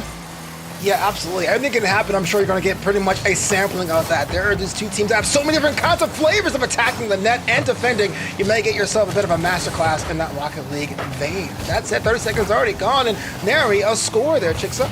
Yep, I'm waiting for someone to kind of rise in this series in particular. All 6 players on the field have potential for pop-off moments, but generally in these series we do see one person in particular that likes to be a little bit more ahead of the group. And for now, everyone's been testing the water side. For now, can only get that touch on the corner. RG's still there, blocked off by G-Man. A demo in the net, and nothing will come from it. St. Clair just continuing to test the waters on offense. That little bit of a beat no is an open opportunity for Sai. Well, you're talking about who's going to step up and really be the heroes. That's kind of the advantage here in league play, but goals like that, able to pass a defender with a bit of ease, that's a tool kit you're going to use many times over. Sai was the scoring for St. Clair. Really great start for St. Clair. 4 shots, 3 particular from Sai to even get that first opportunity, but still here, the pass down to North won't be connected, and Sai has space to work with. From behind, he won't get above. Sees Arju in center field, the pass perfectly put on target, and Arju gets one. Oh man, special delivery on a Sunday, almost coast to coast, going up the wall, and really it's Arju finding an angle that can split the defense. Got a little bit of resistance at the goal line, but it was drafted up, pretty much pitch perfect. Yeah, I honestly could say that was pretty picture perfect in terms of St. Clair, and still they want more. Continuing right off kickoff is Jazzy, side to contest, and North will send it up forward for OK and Christian. Back on down, Arju. Can't do much with it. Some space, but still you see Jazzy coming through, finding the challenge, and St. Clair not giving OK Christian any time or space. Continuously off the ceiling, off the sidewalls, you are seeing those aerial challenges, and OK Christian just can't get to the pace of gameplay that they want to right now. Let's talk about defensive formations right now, about Oklahoma Christian. A lot of the reasons why they always seem to be in the group of that Tier 1A or even Tier 2 teams, because we see how they can step up when need be. For example, they're down 2 goals, and what you saw on the defensive line, they spread out from basically from corner to corner to make sure they can do as much of a clear as they can, and the ball comes to them. The fact they're able to dynamically shift from the fly says that they work pretty quickly. They're good at team chemistry, they're good at adjusting formations on the fly. Their Achilles heel, if there ever was one, was their scoring woes. And that is, I know defense wins games, but you gotta score if you want to win, and that's really been a problem that's been plaguing them. Yeah, halfway through this game one, OK Christian with only a single shot on the scoreboard. They just haven't had those opportunities. I feel that they need to in order to even remotely get on the scoreboard. G-Man even bumped right off the rip, trying for that aerial play. Doesn't get farther than just that side. We'll have a shot to work with. Two will double commit, and the save ultimately caught up by North. But still again, Jazzy gets the flip reset, gets another touch, still beats, and every single St. Clair player with a goal on the board. Sometimes we say goals are manufactured, and sometimes we say goals are class. Here's a little bit of both. Jazzy being able to beat the defense on the wall and bring it down in the face of Chile. That says, I believe in myself and watch me do it. It's now 3-0. Impressive performance so far by St. Clair. Very even again across the board as a team effort. It's something that we love to see, really showing that everyone is in the right mindset today to be playing as they should. Sai from the back sends it towards the backboard. Great read by G-Man. No follow-up touch though. Read by St. Clair. Double tap read, and Sai was there. Could have made another for St. Clair. Just didn't get the pre-jump read that he needed for that. Unfortunate, but with a 3-goal lead buffer, how much more could St. Clair need at this point? Yeah, absolutely. You can really park the bus, you can slow it down if you want to, or what I suggest, because of the way these series have been going, is try to see if your vertical attacks on net, I'm talking about using the ceiling and coming down Broad Street, is a tactic you can use, especially in those games 3 and 4 when an opponent understands what you've been doing and tries to adjust. You have the lead, you have the time, you have the space. How about you experiment in the run of the game to make sure you can put some tactics if you need them later on. Great touch by Sai, but North will be there first, sends it to the ground, and Arju is able to get in the way. No read, but Jazzy has the follow-up. This one won't be on target. G-Man, I think, to it a little bit late, but St. Clair can't challenge them right now. Working the wall, Chile's there, does get the jump, but the read deflected by Jazzy. The follow-up shot won't be found, and still the shooting woes, offensive woes for OK Christian are upon us. They haven't been able to score at field. They're getting bumped defensively. Arju puts another one here, and St. Clair right now just can't be stopped. Yeah, it's unfortunate. That fourth goal almost seems like an afterthought or exclamation point, but the way you conceded, getting bumped out the way, just making sure your meal has been taken off the plate, that right there might hurt a little bit of the psyche, but the result's still the same. There hasn't been a score from OK Christian in almost 5 minutes of play, and that's critical no matter how you slice it. Yeah, to end the game with nothing is heartbreaking. Arju will put another one on the board, has now. Hat trick, 3 goals in this game in particular, and St. Clair still, they're making it look easy. They're controlling the game when it comes to boost, when it comes to ball management, when it comes to offensive pressure, the passing game. Sai with 2 assists across the 5 goals. They'll get another one here off kickoff. They certainly hold all momentum at this point in the game. So we're talking about psyche and being locked in and being able to concede games for the better part of the series. The first 4 goals, that sounds terrible to say, right? The first 4 goals, OK Christian was pretty much locked in. Goal number 5, letting Arju have all that space to get the mid-boost. That's something you do when you're not on the ball, and that 6th goal is definitely a product of that. So I got a feeling they're ready to pack it in and say, let's get ourselves ready for game 2.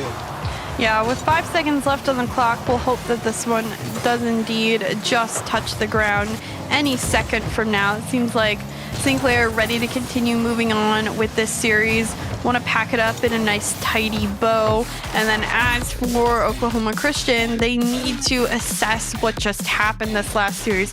How can they stop the passing plays coming through from St. Clair? How can they defensively be ready? And ultimately, how can they generate offensive pressure to put St. Clair in their half? Because St. Clair only needed 2 saves throughout that entire 5 minutes of gameplay. I hope those questions weren't rhetorical, because I have answers. I do think the score line has been pretty much lopsided, so this is going to sound weird. But really, the first half of the game, the defense is pretty strong. Like I said, I love the fact they were able to shift on the fly. They were locked up with their opponents, and they understood what to do. But they got to a point where St. Clair was just so technically proficient, they really couldn't stop what was happening. So if you're Oklahoma Christian, now it's time to really shuffle the deck. It seems cool in a fight to hit your hands up and try to defend your temples, but you may have to with some footwork too. Be more dynamic, put yourself, feint some offensive moves, and go back that defensive formation and hopefully win the possession game. And once you get the possession game, the different kind of lens for you to put some things on the scoreboard for yourself. Yeah, possession is everything, regardless of how much boost you have. Going for that 50, keeping that ball close, allowing your teammates time, or being in a particular part of the field, generally offensively speaking, gives you the advantage at the end of the day. And St. Clair has continually put themselves in the advantage. At this point, now, Oklahoma Christian needs to do the same. How can they gain the advantage on St. Clair? Can they get there in time to do just that? I'm hoping we see at least a score from them. Maybe someone has the keys on the side of Oklahoma Christian to put themselves at least a little bit on the scoreboard. Yeah, absolutely. I know we in Rocket League casting and we make kind of fun of the Brazil, the Barcelona, but I really think, and I'm not sure the science behind it, but scientifically, quote unquote, that not being able to score in the corner of the game does more damage to Team Psyche, Team Chem, because a lot of times some people try to break over rotations and try to be a hero. So for Oklahoma Christian, you got to put that second half of game one out of your mind and say what worked for you defensively, now add on the offensive part. Looks like Chile for now. Moving on forward, trying to find a bump. Will instead back pass to G-Man, but didn't have enough on it. The 50 luckily will keep itself from going on in the net. Chile needs to put this safely into the corner. He'll do just that, but doesn't get a follow-up touch. Arju away from the ball. G-Man, no boost in the tank. North has a little bit, and that little bit will go a long way to at least put it on the other end of the field. North, no follow-up touch. Sai, control in the air. Boost as well, sends it over to Arju. A great pre-jump by Chile to block it, but still the pass, almost the cherry pick down on the waterfall. Can't exactly find what's needed. For now, St. Clair living in Oklahoma Christian's half, but yet not able to find it in the back of the net again. I understand that we don't really talk about boost starving strategies anymore because it kind of seems like an old school meta, but they got to give a tip of the cap to St. Clair. Understanding when they have themselves right in front of the net, what a save on the line on Arju. That right there was desperation personified, but definitely made sure it happened. I was going to say with the boost starving strategy, you see St. Clair drop back, take mid boost, and really cut the pitch off in half, and that's been really giving them opportunities left and right. Block here. Jazzy up to Sai. Sai has the angle and Chile has the better read. Another deflection and save for the likes of Oklahoma Christian. North bumped though by Arju. Arju to get there first. Chile up. The block is still in front of net. G-Man the pop, and this one by Jazzy still causing chaos. Chile there, baiting, they both go for it, both go away, and Chile still gets there first. Arju somehow has never left that side of the field, ends up picking 100 boost and making that much chaotic energy upfield. Oh man, Arju, the car control and being a little bit locked in to understand how they can really be effective with zero boost and no momentum. That is definitely something you don't see too many players show and display. But the fact that flashed it was amazing, but for a result for not. Chile opened the scoring there for OPC. Yeah, beautiful transition, a huge clear for G-Man, and Chile comes up to just deflect it, place it where it's needed, away from Jazzy and Sai, who are rotating back. A seamless transition at that for Oklahoma Christian, and that's their way to get on the board first. Yeah, being on the board first is pretty much put you ahead of it because, again, that scoring drought was getting to critical errors in numbers. But St. Clair has shown us, if anything, to have the tools to have a bit of a response, and I expect a little bit of that corner play to make sure a part of their offensive attack moving forward. Not very well communicated here as that ball was on the St. Clair half. Fortunately, Oklahoma Christian couldn't get one. RG takes away from this one. Jazzy on the follow-up, and what a way to be selfless for St. Clair. What did we say that corner shot? Okay, that one didn't go all the way to the corner, but definitely with that zigzag pattern, Jazz picks up the garbage to make sure it's in the net, but by then you're delaying the inevitable. Going wide when you see your opponent coming at you like a batter ram is the best way to invade, and St. Clair gets back on the board. Jazzy has it off kickoff, controlling. Sai is there. They couldn't get the connection between the two teammates, but still retain possession in the Oklahoma Christian half. Chile demoing Arju for his efforts. That gives them some time to now go upfield, trying to get over Sai, who challenged, but can't do just that with the flip reset. Sai in the corner, keeps it there. North on the jump, trying to get that much further, but a huge clear for St. Clair relieves that pressure again. pressure is a valve, and sometimes it may work to your advantage to really keep your opponent off balance. But sometimes I kind of wonder whether or not you're doing just a little bit too static nature. It's still tied 1 apiece. I understand the last series I was on, I was being too aggressive, but being aggressive was great. Jazzy on the button. What? How did he find the second touch here? It goes off the ground. He keeps it, controls his car, air rolls it to get back down to it, and somehow puts that much power behind his ball and the car. Impressive performance by Jazzy, and now St. Clair has the lead all of a sudden. I was not prepared for that shot, and clearly Oklahoma Christian wasn't prepared for it either. Somehow, even after being down, St. Clair have came back, have more opportunities, are continuing to play the game that they are in control of. Well, I always tell people, if you want to get better at Rocket League, and that's free play 1v1. But if you want to get better at the philosophy of the game, ask Danger Taco, the smartest guy I know. It's all psychology. It's psychology in boxing. What we saw in game 2 was a classic case of rope-a-dope. St. Clair hung back. They made sure they weren't too aggressive. They saw what Oklahoma Christian can do, saw the time on the clock, and found a way to strike late into this game, giving them an advantage. Now 30 seconds left. Desperate is Oklahoma Christian. They're working the corners, can't really get the clear that's needed. That's an open net, and Sai will be there first. They'll successfully get it on transition, and that's just the cherry on top to secure this one. Not the point of this goal call, but I love that goal explosion. What better way to say you hit pay dirt by seeing all those rings fly? It could be the dagger, it could be the twist, but that right there was a classic 1-2 punch. 18 seconds left on the clock. Would have to be a miracle right now for Oklahoma Christian to get a goal. Chile won't be to it quick enough. In fact, we might see another one for St. Clair, and we will do just that. Somehow bounces perfectly off the pinch to get another opportunity. I don't want to pile on a victory line like that, but I'm not sure what North was doing being out of position so far. Was it just a boost situation, or was it kind of like a misdirection of the ball? That's something anyone have to go back in the VOD review come Monday. Not another one. No way! No way, chat disabled. Yeah, sure, icing on the cake, whatever you want to call it.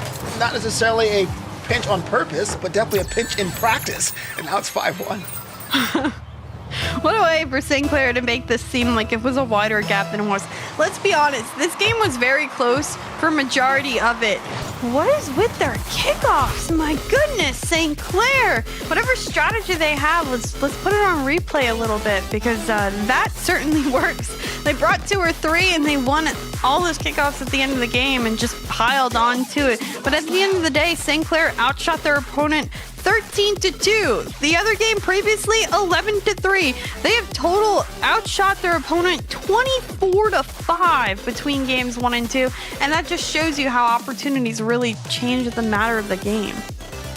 I understand that. I think all of us here in the desk, I tend to be more of the mental caster, but this right here is the perfect example of Oklahoma's Christians' woes, right? They're good offensively, defensively. We say this week in and week out, but they have this tendency to just give up. I don't want to use that phrasing, it's a bit too harsh. Here is something that had a bit of pressure, and then you saw the defense absolutely collapse in that last 90 seconds. Those last 2 goals, which is not necessarily even should be in the conversation. Victories and losses are part of Rocket League, but it's a full 5 minutes for a reason. I'm telling you, I'm begging OKC, if they found a way to lock in from tip to tip, from bell to bell, this could be a different result.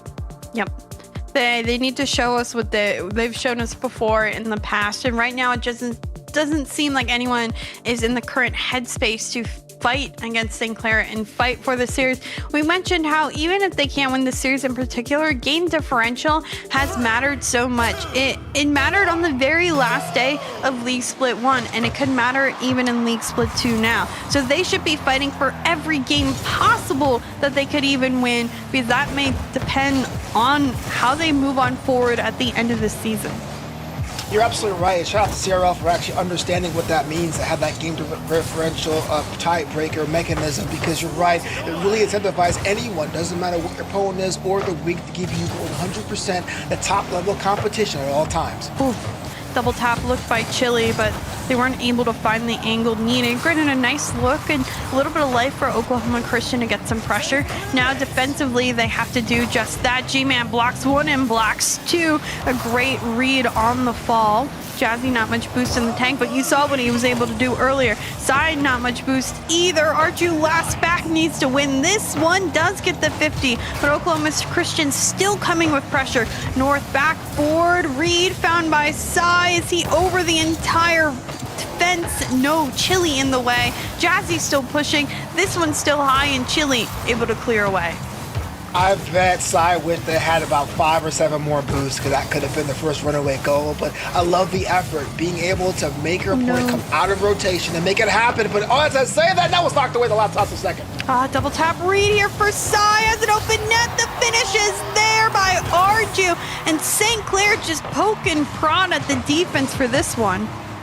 Yeah, it looks like terrible in replay, but I understand you saw your teammate not get the ball, so everyone kind of get to the right side to make sure that ball gets knocked away. But one whiff changes everything. St. Clair back in the driver's seat. Kickoff win for St. Clair. The 50 win, though, by G-Man. Can get there again. He cannot. Just going to be a nuisance. Allow a teammate to come on through, and Chili has no boost. Still looking for that challenge, though. This challenge finds its way in the midfield. The bounce in favor of Jazzy, who wasn't really ready for it. So the challenge again comes on through.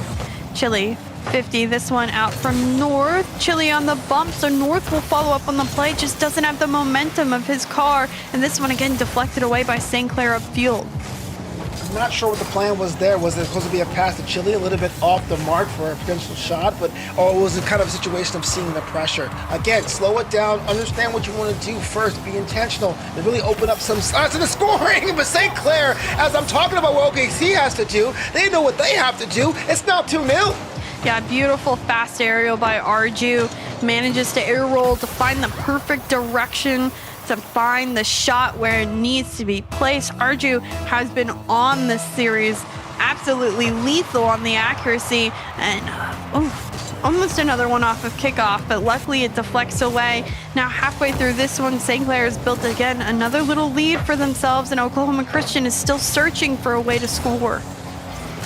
Arju's just been a revelation on that backboard, just being able to start any kind of offensive attacking engine, if you will, on that St. Clair side. Sticking with them would probably be the difference of being in control or being dominant, and we're seeing that bit right now. It's been a complete performance from them and that squad. Chili low on boost, Sai going upfield North, a great turn. G-Man has boost to work with. Can he get over Arju entirely? No, sends it away. Jazzy already in midfield, sending it over to Sai, and Sai can't get the touch.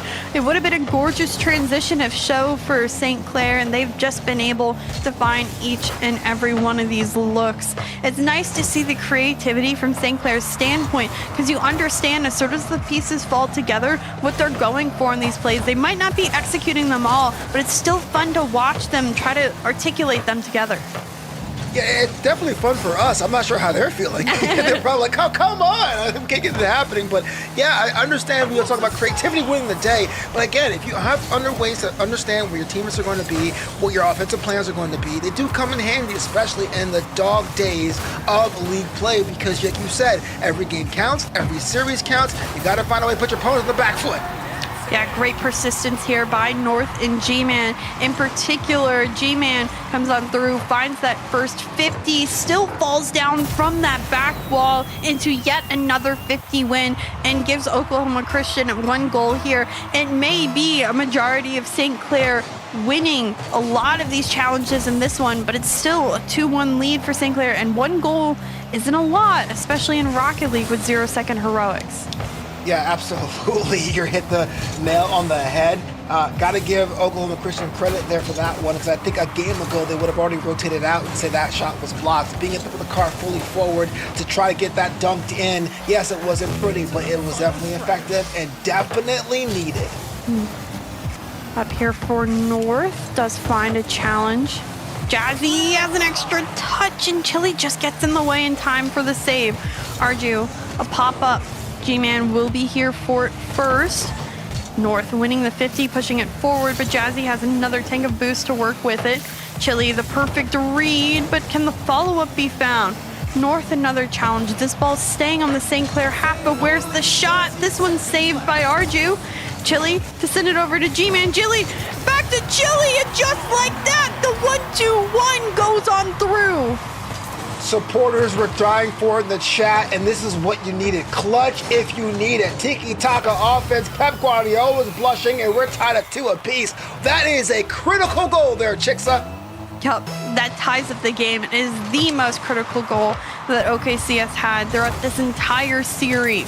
This one the closest for them on an opportunity to win. They just need to be clean and try to make one last play with 15 seconds left. They have the boost right now. The backboard touch, and North unfortunately jumped a little too early. Chili here, the shot, but Arju makes the save. And now they look to go and transition across the field. 2 seconds left on the clock. This one off the ceiling and down. It'll touch the ground, and we see overtime in game 3. Arju was lying at that goal line like a snake in the grass, struck when the iron was hot and give him a chance to win, but forget that. Delaying the inevitable, Chicksa. OKC gets the dub. Yeah, even on shot count 8-8, the first time in this series that Oklahoma Christian is able to fight fire with fire. Wins the kickoff here when St. Clair has been winning the majority of them. And just like that, Oklahoma Christian, they extend the series further. In all honesty, it looked like it was going to be a sweep, but this team, Oklahoma Christian, is deserving of more than that. And what do I say? That concentration on the back half of that game was really what was needed. It was that pass and goal that tied it up, and definitely locking in when the OT started to make sure to get the dub. Yeah, again, impressive that Oklahoma Christian had really the grit and the determination to fight in the back half of this series, because St. Clair started off with 2 goals and they just weren't able to score again. Oklahoma Christian started finding a couple more passing plays, a little bit more boost. They worked their way through the defense, and ultimately a kickoff goal is what sealed the deal. Yeah, you got to give also credit to G-Man in that assist. I am definitely a playmaker, Metal Hounds myself. Being able to help out and supply decent quality service to your team has really been a revelation for that team. I would double down on that strategy moving forward. Yeah, all eyes are on G-Man, who had a phenomenal last performance. 1 goal, 2 assists, 2 saves, 3 shots, just across the scoreboard, filling it up with his efforts. But again, anybody on Oklahoma Christian could pop off at any moment. And St. Clair looking for that consistency again. What happened to that fire that we saw from them offensively, and the sturdy defense that we also saw that prevented Oklahoma Christian from those opportunities? Yeah, and now we're going to know in Neo Tokyo where really dreams are made or nightmares caused, because it looks like everyone's going to be pulling forward this time.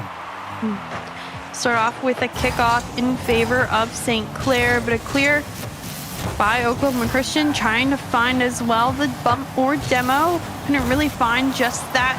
Jazzy deflects this one off to the corner. North still working in, but a double bump and a clear could open up some space. Jazzy trying to deflect it, but what a read by North to deny that shot from the start. Side, this one far side, off and saved by North. Still fighting as St. Clair early, and they just haven't been able to find that shot that's needed. When I said everyone forward, I meant that. Jazz, it looked like it was going to be a perfect turtle kind of pass goal, but it was not denied. These teams know closing down space is important, and definitely anticipating what your opponent's going to do is definitely helped them out. So we got a bit of a ping pong action, which is okay. No score, but I love the fact that both teams are willing to step up given the circumstances. Lots of boost steals by St. Clair on the Oklahoma Christian half. It's why they've been here for so long, and they're holding that midfield line as well. Sai up from the back wall, gets it off the ceiling. Flip reset, puts it through bottom left corner, and St. Clair will start it off. We call that threading the needle, but that needle was almost bent. Look at this, coming down and going all the way around to the end, to the fact there was almost no end to go to, and then curling it back inside the goal? Come on. Gorgeous play by Sai, who has, by the way, already gotten 4 shots in the first minute of this game in particular. Impressive to see that someone could have just that much persistence upfield on opportunities. Granted, Oklahoma Christian again need to get out of their half. They haven't done that just yet. Good touch by North will send this into the St. Clair half. Jazzy looking, searching for something. He can't win that 50. Sai again, who has been so lethal in this one, sends it away just to relieve some of that pressure. And we go back to that ping pong action you mentioned. really smart for Side to basically abandon that offensive attack. Really was no way to get around that. Had they gone forward, they would have been out of position. If it hit or deflected, you would have had to draw one of your teammates out and they would have been out of position. So being able to drop back is what you don't do sometimes in Rocket League has been all the difference. Dangerous ball in front of net, and somehow it doesn't go in for Oklahoma Christian. The shot by North off that passing play didn't go where it needed to, and even though the ball has been in front of the St. Clair net, somehow Oklahoma Christian just hasn't had that shot that they need. This one too high. Arju backwards, sends it up, stays up, even though Sai is on the ground for it. Will right himself off the wall. Still looking for Jazzy, and this pass just a little too hard to find the connection between the two teammates. I understand being able to go back to that passing offense, and I understand that you want to make sure that your opponent doesn't do that. But it looks like both teams have that same idea and that same counter strategy at the same time. And so it's kind of been fun to watch everyone going up there, not being able to connect in the caster booth. But I bet if I was in the comms right now, I'd be a little frustrated. Would have shot on the edge, and that was knocked away too. But Arju was there to put it through the net. I almost thought the second man couldn't get to it, and the third man was too far back. But luckily, Arju sees that Jazzy misses that and finds the read, puts it on through. The defense is beat, so St. Clair again given another opportunity on a silver platter with an open net. And you have a team that's just so good at this rebound, what St. Clair is. And I'm not necessarily a bump and demo person. If you're Oklahoma Christian, you almost have to look at who is around to even be that garbage man character, to lunge over to make sure that secondary option has no clear path to even getting near that net. You got to think about that next step ahead of it, or else you're just setting yourself up to draw everyone out and be out of position and watch that ball go through. Yeah, another transitional passing play for St. Clair. The shot will come through as Oklahoma Christian just waits for the one that'll finally move on through. Chili though, one-on-one. G-Man going for that bump. It's enough in deflection. Chili pushes it through, and there's another one for OKC. Coming around the bend, a little bit of some action, and also, but I love the fact that G-Man understood the assignment, dropped back, didn't try to steal the goal, just making sure that goal net was even bigger than it needed to be, and now we have ourselves on the board. Minute 30, this is the comeback that Oklahoma Christian started making in the last game. Can they do it again? Jazzy shot easily saved by North and sent away. G-Man on the ground, sends this one up, but well read by Sai. Doesn't have any sort of flip reset. This one takes over by Jazzy and deflected away by Chili. North sends it away. Sai back. Will turn on this one. Deflection will put itself back into the Oklahoma Christian half. Arju's first touch. Red, Jazzy, everybody in the way. Oklahoma Christian just crashing at that ball, making sure St. Clair doesn't get a shot off. Does feel like Oklahoma Christian is pinned, right? Every time they try to break out of their third, they just get dunked back to their half, and that just burns valuable seconds. That's their main opponent right now. It's that clock, and it looks like it's ticking away minute by minute. Sai off the ceiling, doesn't get the touch. That pass again, another gorgeous opportunity, was not executed as needed. You know St. Clair right now want the buffer goal, and that one. The buffer wasn't there, and the defense left wide open. Man, sometimes you can't really call goals like that, but it's still pretty helpful. North with the tap in and pretty much delaying the inevitable. It doesn't really matter, but we have ourselves a tie game. Silver goal situation. Next one might probably win this dub. If you're St. Clair, you can't let it happen. They can't give Oklahoma Christian any bit of inch or yard. Good initial challenge. Arju there in midfield. Pops this one out. North. What a recovery to stay on the ball. Granted, he puts it dangerously in the middle of the field. Shot saved by G-Man. He was inside of the net of the post and deflected that away. How did he put himself in the right place, right time to deny? 5 seconds left on the clock. Still a push for St. Clair. The dribble here, deflected by G-Man, and we see overtime. Well, G-Man being the critical person was definitely on my bingo card, but not like that. Man saw the future. Wow.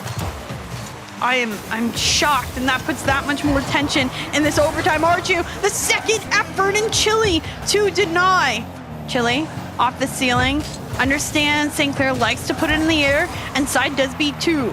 Still G-Man, Jazzy looking for the bump. This one deflected off of the team goal. And heartbreak for Oklahoma Christian, who dare do overtime again.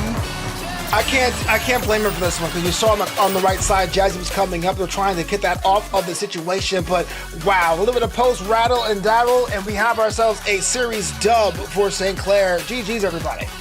Yeah, I mean, crazy way to end. Everybody laughing on both ends of the field in St. Clair and Oklahoma Christian. I mean, in good spirits as both of those teams. Wow. That's all I'm saying. Wow, what a game, honestly. It could have gone in so many different ways, right? We sat there on the prediction desk. We knew St. Clair had the stuff. They had the chemistry. But I think ultimately it was two things that we didn't talk about enough on iFeel. And it was definitely the boost starving strategy from St. Clair and also being okay with that kind of goal separation or goal distribution, between all members of that St. Clair side. It was just an absolute complete performance from top to bottom. 20 shots for St. Clair in that game. 20. Look at the saves. 15 saves, I think, for OKC. That's just a stat pad game and a half for both of these teams. I mean, huge shout out to Sai, who had a masterclass series when it came to offensive pressure, goals and shots and opportunities. But yeah, that game could have gone so many different ways if it was just executed a little bit differently. Yeah, and I know if you didn't watch this series, you're probably like, oh man, St. Clair, they went out and they smacked around Oklahoma Christian. But I do think there's some good things that Oklahoma Christian can really focus on. Like I said, the defense is very malleable and flexible. Some teams don't have that. The only problem is that when they're in the run with a stronger opponent, they kind of bear down and go, okay, we're going to be the defensive team. And I know defense wins games, but this is a battle. This is a fight. You can't win fights by holding on to the block button. You got to be more aggressive and more creative on the offense. And when they did, they showed us what they can do. They just got to put 2 and 2 together. You're so close. Well, certainly so close was Oklahoma Christian. But of course, we'd like to hear a little bit from St. Clair. We're going to go to a quick break. We're done with 3 of 4 series of the day. Just one more for CRL for first week of League Split 2. We'll be right back.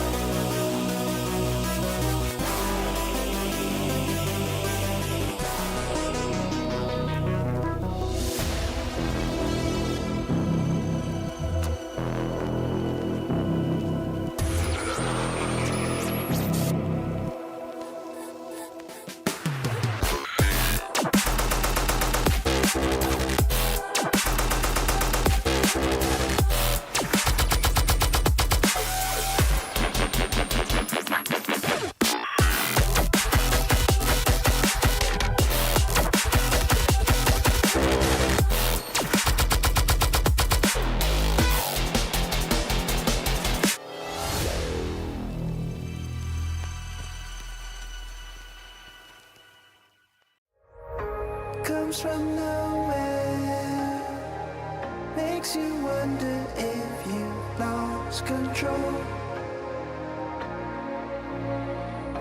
leaves you breathless, changes what you think is possible.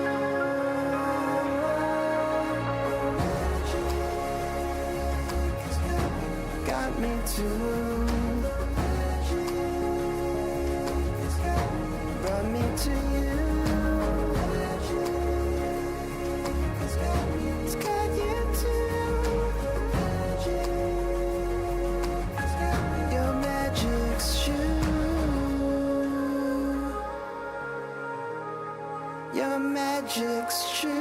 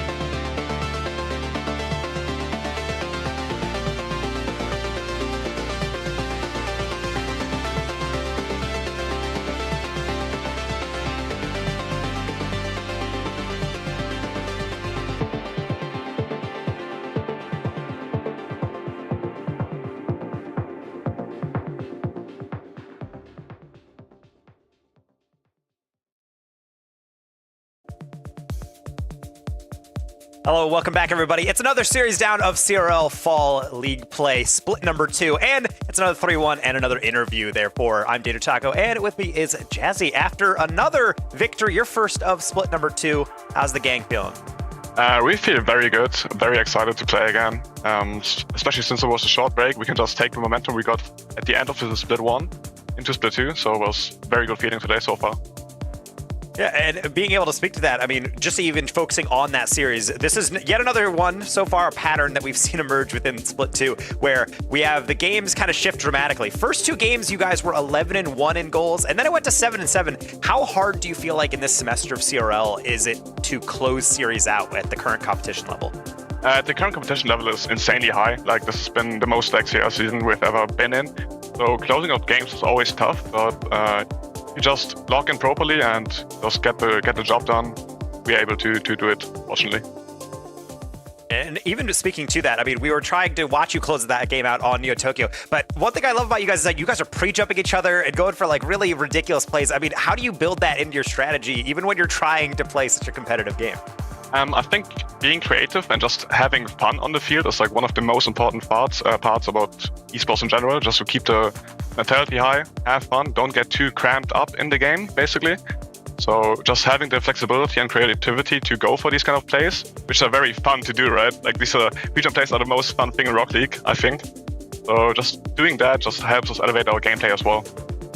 I mean, that's the strategy I've heard from a lot of teams. They're like, we got to focus on having fun. You can't be like super serious all the time. And I think you guys are probably, in a good way, the least serious high-level team that we do have, at least based on your player cams. But either way, I mean, speaking of mentality, at the end of the last split, you guys played pretty well. You guys got into the top 4, but you had to watch Oklahoma Christian hopefully win games to get you in. What's like the mentality going into this split for the part 2 of Fall after going through that really stressful situation? Yeah, this split we definitely don't want to like give it out of our hands. So we want to secure the top 4 and hopefully top 1 this split by ourselves, not wanting to hope watch again a second time. But I can't lie, it was very funny to like hope watch Oklahoma Christian. Like we woke up, watched the game, we're like, oh my god, please score, please score. that was hilarious. Yeah, we were actually wondering about that. I was saying, oh, it's going to be a hate watch. You guys are going to be like rooting against Cumberland and Northwood. But then I was like, actually, no, it could be a supportive thing. You're waiting for it. Hey, you didn't have to wait long. They won their first game and you guys are in. But regardless of all that, you did survive into Split 2. The number 1 team in Split 1 was Winthrop. That is your next game. You're playing them in like 3 minutes. So going into that, you guys seem obviously warmed up, but what is like a team's preparation from the St. Clair camp going into a game against a team like Winthrop? Just get off the high of winning the first series very quickly, log in again, and just be focused, very focused, since we played the seed 1 of CL now, right?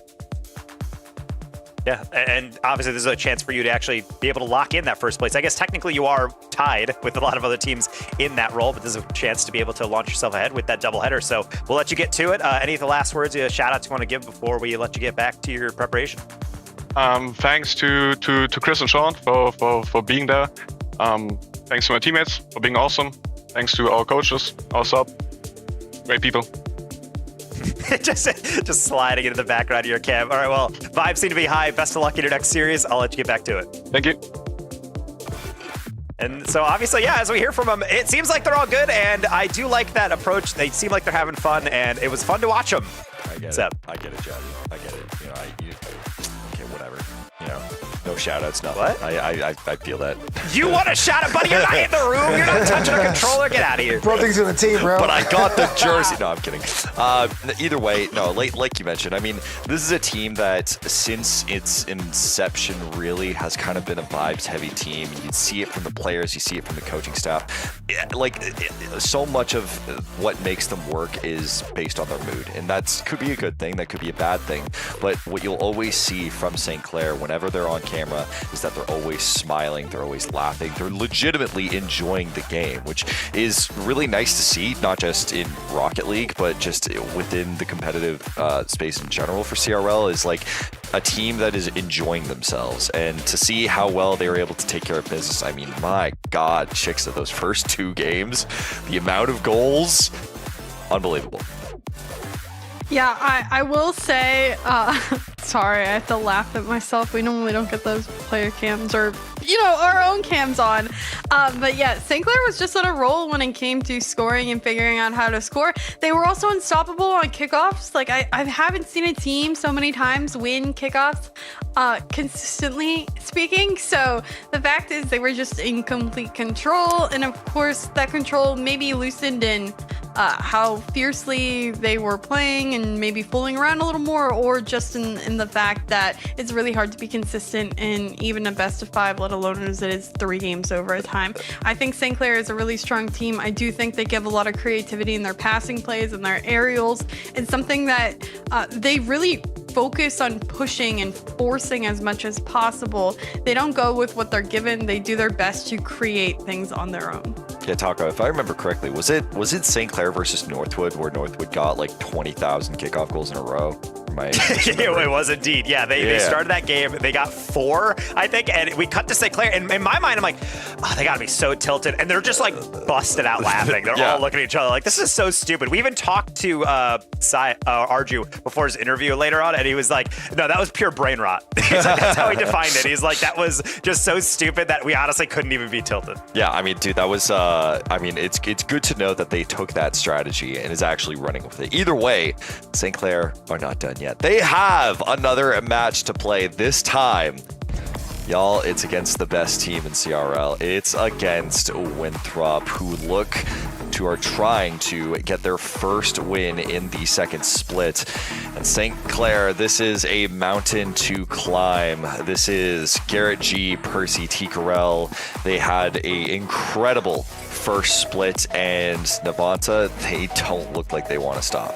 Yeah, absolutely, and why should they, right? Talking about an attraction of a squad. When they are playing, everyone piles around the stream. They have just been the class of CRL, and with that comes a little bit of hateration and holleration in this dancery. Everyone wants to bring them down. St. Clair has a chance to do something really wild today. They have themselves put together, so I'm excited for this one.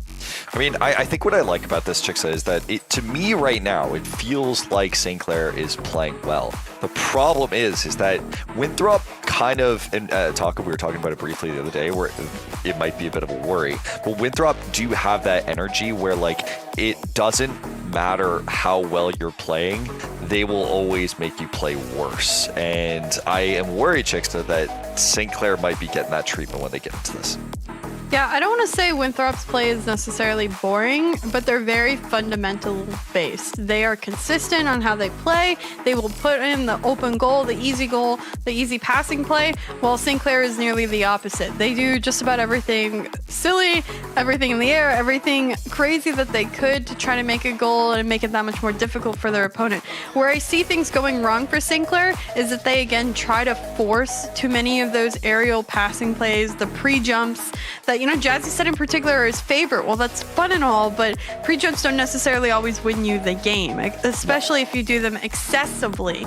So at this point, they need to be careful that they don't want their guard down, because Winthrop will easily take the easy goal, get in front of it, and make plays matter. But yeah, I mean, I'm telling you, I think the player cams and the vibes in the room are very different. It's more serious. It's still fun for Winthrop, don't get me wrong, but you're definitely getting a very different environment between these two. Yeah, and then look at the contrast. It's like you got Shuffle dancing around on the St. Clair cam, and then on that cam is just down to business. It's just Garrett G down to business. And Taco, I'm scared. This to me screams like, yeah, I'm waking up on a Sunday just to do my job and smash literally RLCS level players.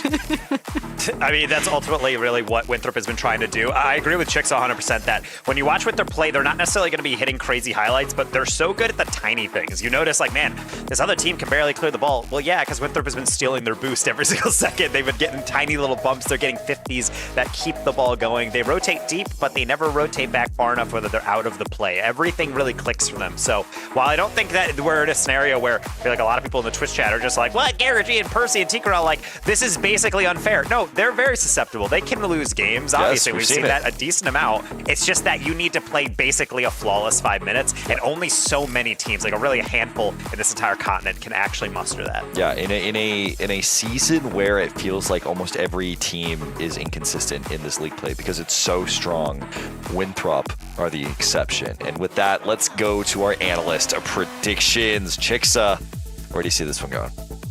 Well, I wouldn't say they're necessarily flawless in Winthrop. They did lose one series in League Split 1 to Northwood, but with that being said, I do think Winthrop is going to take this one very easily at that. I do think their consistency is just too hard to be beaten. They do have their bad days, and I don't think this is one of them. They look very calm, cool, and relaxed. That's how we got, when we did get a Garrett G interview, that's exactly how it felt. He's very humble to the point that he understands when they make mistakes, and they are very cool, calm, and collected when it comes to these series. All right, Magnum PI, where's this one going? Someone finally brings it back. But no, I would say on this one, I think this is the best we've seen St. Clair in a bit. I like how they seem like they got the vibes back. They understand what they need to do. And more importantly, they're playing their game again. They're hitting their mechanics. And they're going to need all that to beat Winthrop, which I don't think they're going to do. Because my logic with Winthrop is until they start losing games, I can't really vote against them. It doesn't really make sense to say, I think St. Clair's got it. Well, Winthrop has had it. And I think they continue it here. I love how you guys are just gassing up St. Clair so much, and then it goes to Winthrop. All right, Because Navata. I can like both. You can like both. Navata, where do you see this going, bud?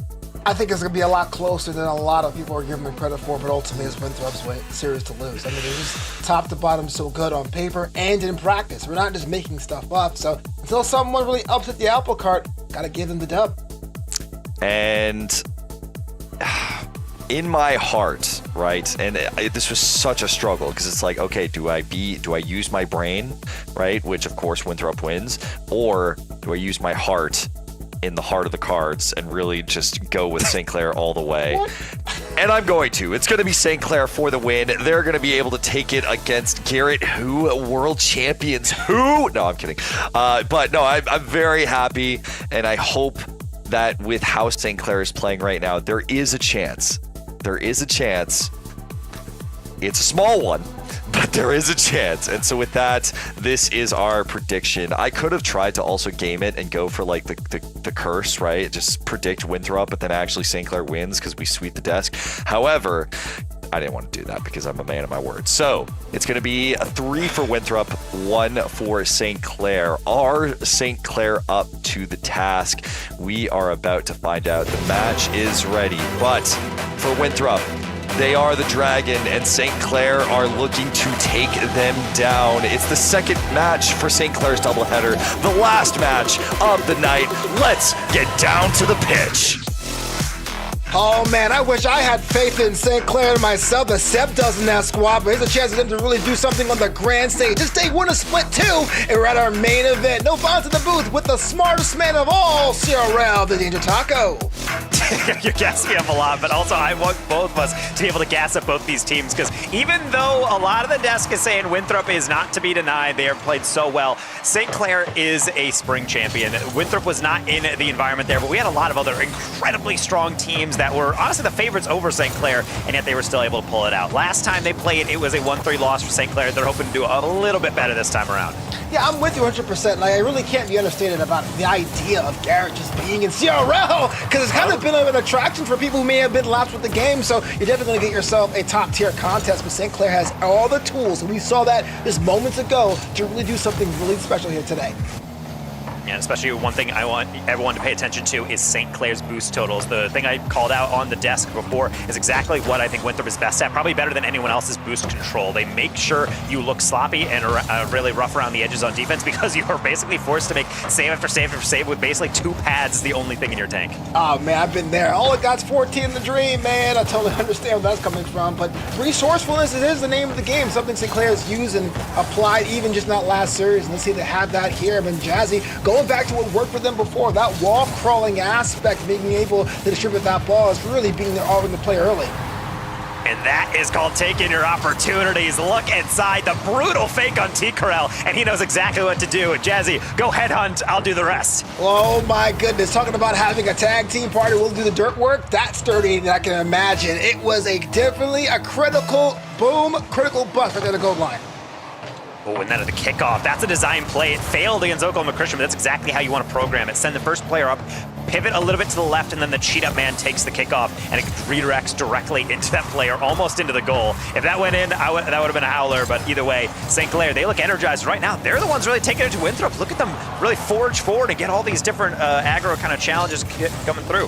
Well, they have to get that happen there, right? Like I said, you can't just wait to make a team like Winthrop make a mistake right in front of you and give you opportunities. You got to make your own. So those who do that can either just do the bump demo aggressiveness or find ways to score early, and St. Clair is doing both. It's now up to Winthrop to go back to work with them, but the fact they're being tested early is a good sign for the competition on the horizon. Sai, he's got the reset. He's not going to use it. He'll tuck it underneath, and there's a second for St. Clair. The Saints are cruising. Oh my gosh, that was the equivalent of the down low, too slow. What is this? Just slotting it in there when needed, and that scoreline is doubled with aplomb, my friend. And you see the dead jump there at the end. Garrett is doing exactly what he should. He remains high. That takes away the flip reset. The problem is that you have to make a decision at some point. You can't always react, and that's exactly what Sai realizes. He waits till the last possible moment to use that dead jump, be able to flick it high and underneath, and ultimately, that is the bread and butter of what makes St. Clair so good. We mentioned, yeah, they like to have fun, they like to pre-jump each other, but they're all incredibly mechanical, and moments like that are when you get to show it off. No matter how this series goes, I think any other team in this league right now should really take note of what St. Clair did in the first minute of this competition. Really established the pace, was the most aggressive, and is not afraid to go to the nose of somebody perceived as bigger and stronger as them. Really, fortune favors the bold, and that's how it's done. Jazzy trying to grab that side boost, and he's going to pick it up where Arju left off. A perfect catch, going for a bump side, getting the lead for that pass, but no, he's not able to beat out Percy. Great instincts by Winthrop to get that away. Now it's T-Curl's turn for another 50 directly in front of goal, but no one there for the immediate follow. It was a nice idea to put that on a pedestal to stop the ball movement, making sure everyone had to double back and buying them some critical time because boost was really scarce there. That is a heads-up play, and that's what makes Winthrop so good. Sai with a hefty 50. T-Curl able to gather, but I don't know if he has much more than that. At least a heavy hit will produce something weird out of Arju. Pass down to Garrett, looking for a slot. Jazzy reads his mind and gets in the way. Flawless defense so far from St. Clair in terms of shutting down these angles. Yeah, talk about being reads. I mean, Jazzy was able before the read even came across their mind. That's when you know your team is pretty much locked in. Now it's not even about winning the game for Winthrop. It's now being like, can we find a way to get past the defense, put something on the board? And as I say that, on the button, Garrett G's on the board. And this is where you really have to find your angles. He knows Jazzy's going to be close, but the thing is, you don't just play for the first read, you go for the second. Make sure your wheels land on the ceiling, and then you can spike one down and have all the time in the world to make sure that's slotted. St. Clair, a rare misstep, but sometimes that's the risk you take, chasing down those plays with minimal boost. Well, that's kind of the name of the game, right? We said that in our Dust predictions that Winthrop, like you said, you got to be flawless for the full 5 minutes. St. Clair had a momentary lapse, and it cost them. That's why we have insurance goals. They have some ground. Let's see if they can hold on to it in the last moments here. Sai got flat tired by T-Curl. He might have been able to whip that one around, but even still, didn't have much support. Garrett has a decent amount. He gets that steal. Jazzy's got a pre-jump in, and this time, that's a read he cannot make. Oh man, look, you got the 2 goals up for St. Clair. You had to lock it down, and now with a blink of an eye, back to back, 2 goals unanswered, and we're level once more. I don't know about you there, Taco, but if I was St. Clair, I think, oh my goodness, hopefully there's no more goals coming against us. Well, that's the biggest thing. I think the difficulty of playing the number 1 team in split number 1, a team as dominant as Winthrop, is not getting shook and making sure that you can take advantage. Arju was playing for a 50. There was barely any contact to be had. Garrett last minute tap is just going to be a close one. That'll tuck it down on the far side. No dunk from Jazzy as he'll safely get that into the other side of the field, trying to switch the approach, but ultimately we are completely reset, and right now it seems like Winthrop didn't get that memo. They're taking the momentum and they're trying to run with it. Got to give the 0 points, but actually it's very important medal over to Percy, being able to cover different routes of the ground and really making the defense go in other directions outside of their normal rotation path, and that has just bought Winthrop some critical seconds on the run of play. Ooh, the bump play on T-Curl means Arju has a chance to dust Garrett to that read. The lead is back in the clutch. Going around the moon, getting the unfavorable bounce off the corner. A lot of things have to happen with happenstance and serendipity, but at the end of the day, it's skill, not luck. It's the goal. 3-2 St. Clair. Really excellently done by St. Clair, making sure you get the just tiny little touches to get past that one defender. It's not about being able to completely dust everyone to a read to get that solo play. It's about incrementally building an attack. Exactly what TKRL's trying to do. In fact, he does get past one, but Arju calls that bluff. He's going to dunk it through, and Sai will put one just to put a bow on game one. Look, the game was already won, but that one was definitely a statement that says we're here to play. We found out what your plan B was, and we neutralized that one as well. Now we have Winthrop in the situation they've been before. This would account to the equivalent of 1/5 of all the losses they took across all of split number 1 in games. So not saying much, but at the end of the day, this is a statement. St. Clair is trying to shout from the mountaintops. I don't really know about Ontario, how high the elevation is, but at least right now, the gameplay is at a peak. Diabolical stat, 1/5. That's crazy. Man. I know. Oh man, best of 5 tells you a little bit of the action is going to be faster. What we saw here was fantastic. We saw classic Winthrop. Again, they didn't play necessarily bad or whatever, but you saw St. Clair with the game plan and the momentum of being on stream as a moment before, using that to their advantage. They punched them in the nose. They have the one game advantage. Let's see if they have what it takes to hold on to, but so far it's impressive. Yeah, right now I'm looking at our prod Discord. All I see is just Seb jumping up and down excitedly, seeing that St. Clair does get a victory. And it's hard fought because even when St. Clair had all that momentum, you see how quickly it can get wiped away. Winthrop gets 2 shots back-to-back, lightning quick, but then it was St. Clair pass there, doing what we have talked about in previous series, Navanta, staying aggressive. Don't over-respect your opponents. You know they're good, but that's exactly why you don't want to give them space. Get right in there, pre-jump them, stay aggro, and you see what happens. I'm so glad you use that word, over-respect. When I played football, that's what we tell it. Like, understanding it's about the competition spirit, but you hesitate and you give it's a little bit more space than you would anyone else because you think one person's stronger. You've already lost the mental battle, and that's linked with the physical battle. Take it to the house, 120%. I know it's day 1 the split, but you know what? Pretend it's the championships now, and it could be like you've been there before later on. And what we're trying to see about most of these squads, how well can you replicate your gameplay? Because it's never really the same. Every game is a snowflake, so therefore we'll just see how gorgeous the gameplay can be from St. Clair in try number 2 to try to rack up another win, get on to match point against Winthrop. And my goodness, what a storyline that would create. Every game is snowflake. I'm writing that down. This guy's correct. But you're absolutely right. You really can't say we did this before. We did this last week. We saw old rivals have different results. It's been crazy for a long time in CRLs because of the parity of shots thrown the line by Arju. But it's got to say, yeah, you got to think of everything as a first time. So we will see an interesting beginning there. TKRL almost hitting a worldie going from the ceiling on the reset, but Arju, again, that respect shown. Yeah, I'm prepared for that shot, but we'll see how everything else works out. 0 boost, Sai still trying to chase down Percy. He will not be successful with a minimal boost. Not much he can do either. Yeah, you know, you look at what you have around you. You don't want to put yourself in a position to really give away possession, or let's put yourself on the back foot. So sometimes you got to say, all right, I give up, I concede, I got to find a way to recalibrate. Oh, wow, everybody flailing around, right? Yet still, Winthrop almost as surprised as anybody. They're not getting on this one. Sai is being able to get the immediate follow through. So infield pass, TKRL to Garrett, and another save. How quick can you transition? Jazzy looking upfield, the back pass cut away by Percy. Oh man, I love the fact of doing something that's different, doing something out of the box, but it didn't work out for them. But we're seeing both teams step it up, especially going elevation when they need to. Sai not able to get this one, and the 50 angle is not going to be found either. Arju into the corner. That's a rough one from Jazzy, but he just plays for the beat. Another one there. How about Sai? Do you have the angle? He's going to overhit it to the backside. Now here comes the transition. And the transition is hard and it's fierce, and I do think like when you have a bit of a wolf pack, right? Everyone sees what they have to do. The positions up there, the opportunity to give yourself second and third scoring options, especially when the goals are hard to come by, is important. In fact, both teams are doing that, so they have ready this playbooks. Percy will get dunked. Arju, nice soft touch, and I think he might have looked for the pass, but instead he went for the bump play instead. Doesn't work out, so here comes Percy. Drop down onto Garrett's head, but unfortunately there was also 3 other St. Clair bumpers around that area. Doesn't matter, Garrett's still lurking and going for an angle and a half. It's not in. The post says no twice. You did everything you could, but past the net, that must be a critical mistake if there ever was one. You don't get too many opportunities like that. You have to convert when given the opportunity.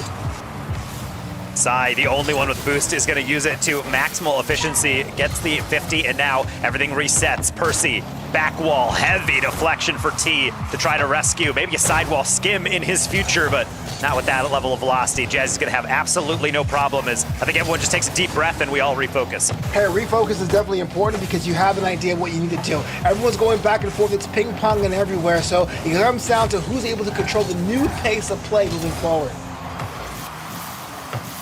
Percy, no contact, a little bit low boost, but that's fine. He knows that there's not an immediate danger, but here comes Sai. He could be the danger. Drop down to Arju. Jazzy, open shot. He didn't have the build-up on momentum. Still pinballing around in the midfield. We have St. Clair trying to rescue the play, but ultimately they're still going to have to chase it. Deflection, Arju, back post, Tikarel, the backflip save.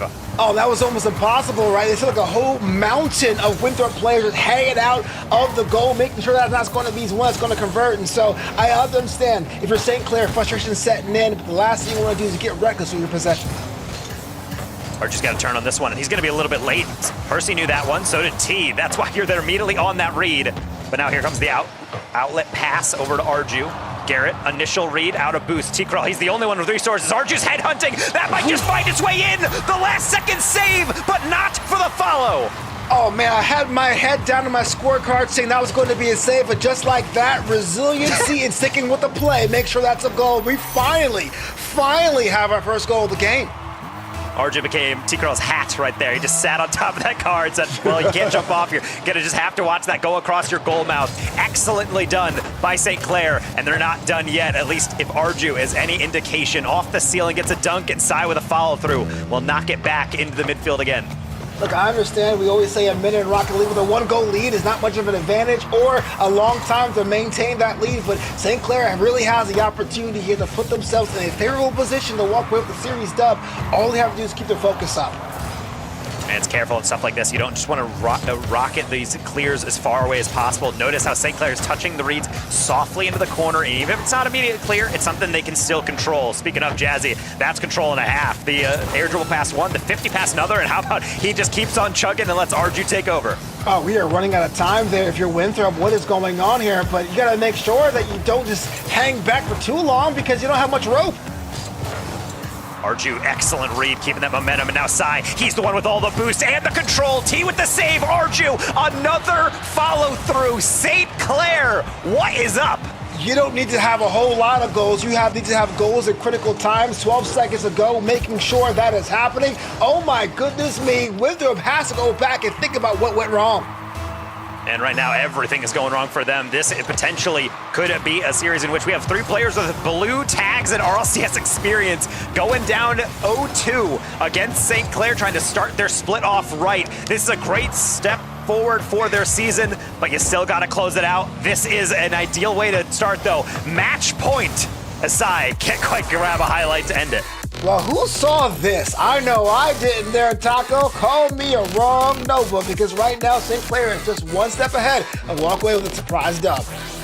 And being able to see how well St. Clair is playing is one thing. And I really don't even want to say like, oh man, St. Clair's playing great. Winthrop, get it together. Winthrop is playing well. They're just being met with really solid defense from St. Clair. And the biggest thing for me is even when they do get boost starved, I told chat, watch out for that. That's going to be an X factor. And yet even when St. Clair has minimal boost, they're still making saves. Excellent positioning and making sure they're being opportunistic. I think we kind of saw that in that last series too, because both teams had that boost starving strategy in play, and when they were able to implement that, they didn't have the control. So maybe it's practice, maybe it's having that on hand, maybe just being used to stream. But we saw that implemented with a team that is quote unquote stronger, but it seemed to be even more effective his way around. Yeah, and being able to actually see how well they can bring this together is one thing, but we've also seen the pattern for all of these games has been orange team winning games 1 and 2, then blue winning 3, and then orange winning 4. Is that in the cards? I don't really know. I think we all kind of assumed this game would go the distance, but I mean, sometimes patterns emerge for a reason. Oh, patterns are always a good thing, but I always love when things break. But you know what? Sometimes when things break like this, like us getting the prediction wrong, or at least I'm getting the prediction wrong, because right now I bet Seb is doing jumping jacks in the prod room. But the thing is, when you have those kind of breaking things, it puts everything with a new, fresh perspective. Wait, how is Winthrop stronger? Because if they are this strong, how is St. Clair finding a way to beat that? And that's kind of cool to watch. So therefore, Winthrop, not much talking in the player cams in between that. I think they kind of all understand we just need to execute better. How about this? Captain America going through the skies, but he can't start things off with a banger. Hey, you know what? I don't know what it means to have to put that pressure on yourself. I haven't played at RLCS level, but I don't know if Garrett G is going to be the answer right now. I do think he would be the most scouted person. It has to be a team effort, but I do like some Captain America clothes, I can't lie.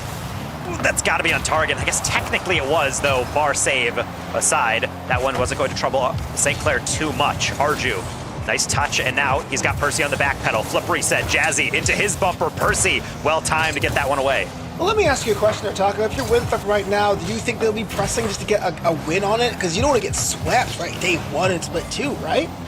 I don't think they're worried about their capacity to win. I think right now it's just frustrating that St. Clair is playing the way they like to. They're playing fast, they're going through challenges, and right now Winthrop isn't really getting the angles. I don't even mind the double commits right there. You just have to make sure you maintain boost and not give away anything easy. You have to make St. Clair earn every single play, and when you're getting scored on counters, it can feel a little bit like, all right, well, we just got way too aggressive, and that ultimately counts as a mistake.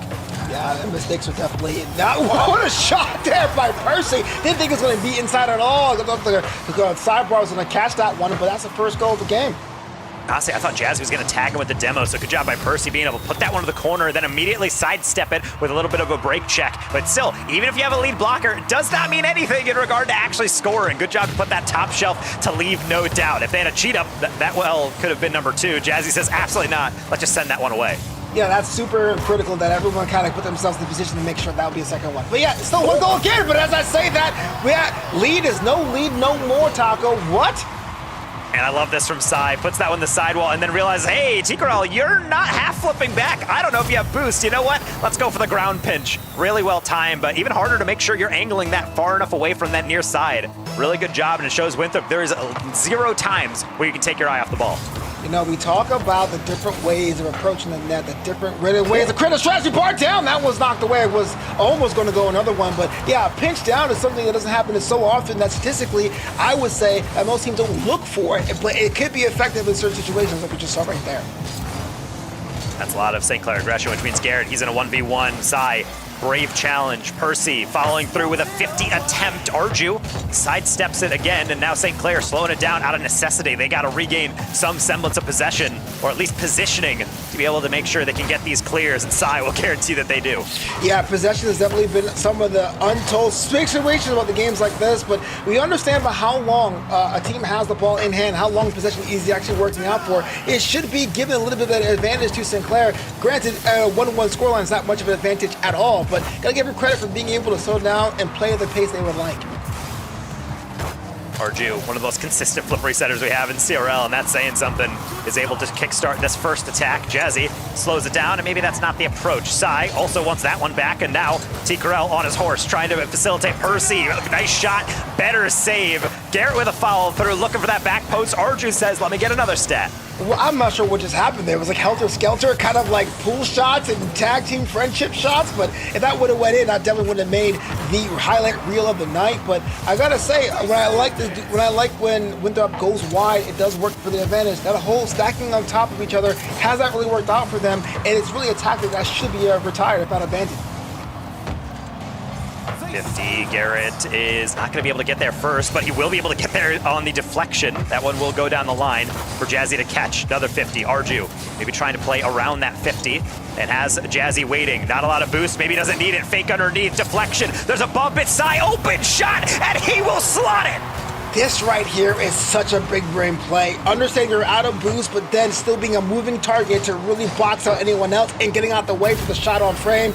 It takes a lot of coordination, but when you understand and when you trust your teammates, good things can happen. Good goal. And the biggest note to say is not just that St. Clair's getting opportunities, but they are executing. They're making sure they are picking their spot to perfection. But you say, Percy knows a little thing about that, timing that flip and beating that defender. No, tit for tat, right? You work so hard to get something on the board and your opponent gets something back and it makes it level again. And talk about frustration, Taco. Ain't nothing more frustrating than that. And you can see St. Clair be able to cheer, get a little hype, and then immediately have to take a deep breath and say, well, job's not done. I guess we're right back into the grind against Tikarel and co. Percy actually get a 50 straight back to Garrett, but I think wisely takes that 50 to the corner instead of going for the shot. Do not want a deflection going straight down the middle. Yeah, sometimes you ask yourself, what do you got to do? But that usually comes in game 5, 7, or 9, I guess. But so early, it tells you how critical it is for these two teams to get a dub and do so in a way that they can take back to the VOD review on Monday and say, you can apply this to the rest of the league. T. Musty into Psy and a deflection. Arju reading that one, and that's going to be too far for Jazzy, but wait a minute, how about this pinch? That's all the way across. Garrett doesn't have it! Arju does! Wow, the backdoor slap shot, you didn't see that one coming. I mean, almost like a hockey thing. On the other side of the post, I thought it for sure would be another chance to rock around and go right down the middle, but Arju is there, Arju is needed, Arju makes sure it goes in the net. And that's why you use the psychology of high-level rotation against your opponent sometimes. You know that there's two players in the middle, but the last thing they expect is ricocheting one directly down the line. And you can see two players in Winthrop were not able to counter it. I don't think they're even going to be able to counter this one as Percy sends it high, but Chico's got nothing in the tank. So here comes St. Clair again. Waterfall, T, the pinch wisely to the side. Problem is you need a follow through, and look at that. He dusts him to get it. Yeah, so the backboard defense was great, but I put it in the position where T had to do a long, broad clear to make sure that it was away from their net, but that means no one was going to follow up, and that was just basically giving possession away. A little bit of a miss, but there's no danger into the corner. Trying to lock this one away. St. Clair, minimal boost. Jazzy, open net. The Saints are rolling. Oh, is this sky falling? What is happening here? This right here is a goal you never would have saw a team like Winthrop could see just a week ago in that other split, but it's happening not once but twice already. This can be one of the biggest things we've seen today.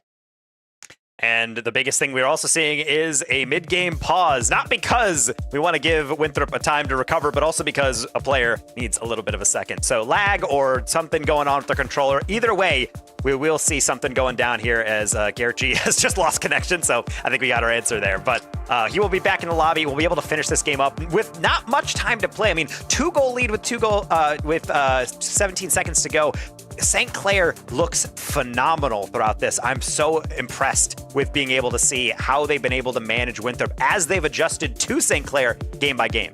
Yeah, absolutely. And Garrett's a gamer, man. You're going to play all the games out there, so I'm sure it's a legit crashing here. But yeah, there's something we didn't see coming. Not so much of St. Clair not having it, but they were on 2 series back-to-back. There was a fatigue issue. It was Winthrop, W-I-N-Throp. We all get that. So it was kind of, you wouldn't be shamed for saying there would be a hard advantage for that side, but St. Clair had a plan, they executed, and they found a way to break down a team that should have walked away with the dub. And now we don't really have to worry about too much else. It looks like we will have players kind of getting back in here and being able to see if they can indeed close this out. There's still some hope for Winthrop, but not much. The #1 team in split #1 will fall in dramatic fashion. St. Clair Saints take a bow. They are back, and they are in first. You know what? I should ask Sep for a Canadian flag. They did that in the most unorthodox way possible, but they did it in a way that it was no answer for. Congratulations for everyone. But this right here could be a critical week for anyone who studies tape or footage here in Rocket League. And this is also just to say something where they say, well, you know, St. Clair came in warmed up, you know, the spirits were high, but this is also a squad that knows that they are among the very best in CRL talent, not only because they have a great amount of chemistry, as you can tell through interviews, through these player camps, but also their skill level. I mean, people talk so much about Winthrop having all this RLCS experience. Every single one of these players on St. Clair has made RLCS main event. They've gotten deep in the NA scene, in the EU scene. Heck, some of them are CRL world champions. There's so much of a competitive pedigree. So I'm not going to say it's necessarily surprising they can get a win. It's just in this fashion was not something that I had on the cards. So from now on, your team has to be dancing in the background to give you that buff. I get it. I totally get it. Yeah. This chemistry works on and off the screen, and they showed it right there. I mean, St. Clair was loose, and they played loose, and they found a way to bend, not break, and they got themselves the dub.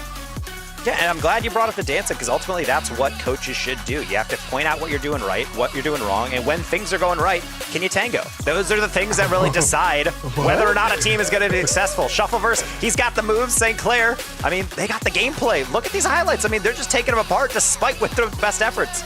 A man said tango, but yeah, you're absolutely right. You called it 100%. The goals were definitely what St. Clair is used to and their bread and butter. They found a way to make their game work for them, giving the different situation. It's almost like understanding a new language, but still finding a way to have your accent come through. It's really cool to watch.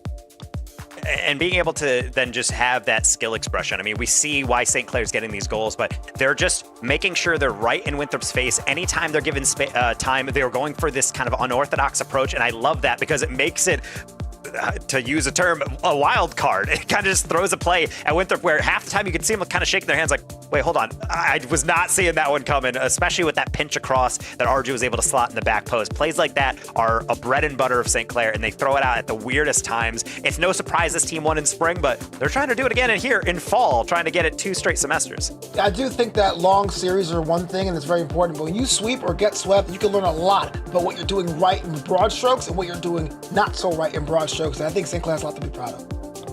Yeah, and with that said, I mean, we'll be able to actually talk with St. Clair in just a bit as we set up our interview. But for right now, we'll bring in the rest of the desk. I know one person in particular, probably pretty happy. I would like an apology. Apology? I didn't say they're bad. I didn't say they were going to lose guaranteed. I say they're good. Doubted them. You guys doubted them. You continued to doubt them, and then you clowned on me. You did too. Especially on the podcast. You guys clowned on me because I'm gassing them up. So, all I'm saying... You had both St. Clairs. An apology is in order. Okay. Bro literally said in his brain the right choice is Winthrop, and he's acting like we're the one doubting. You're the one that said logically it should. You never doubted yourself, man. Never doubted him. Run the tape back. Ever. Replay never operator. I need to see. Either way, I will say that did save my prediction record for the day, and it made me recover from my Baylor predictions. So good on St. Clair, and frankly. I mean, this was probably, I think, the most we've seen Winthrop just feel, I don't want to use the word outclassed, but this was like Taco, this was a bit of a dismantling.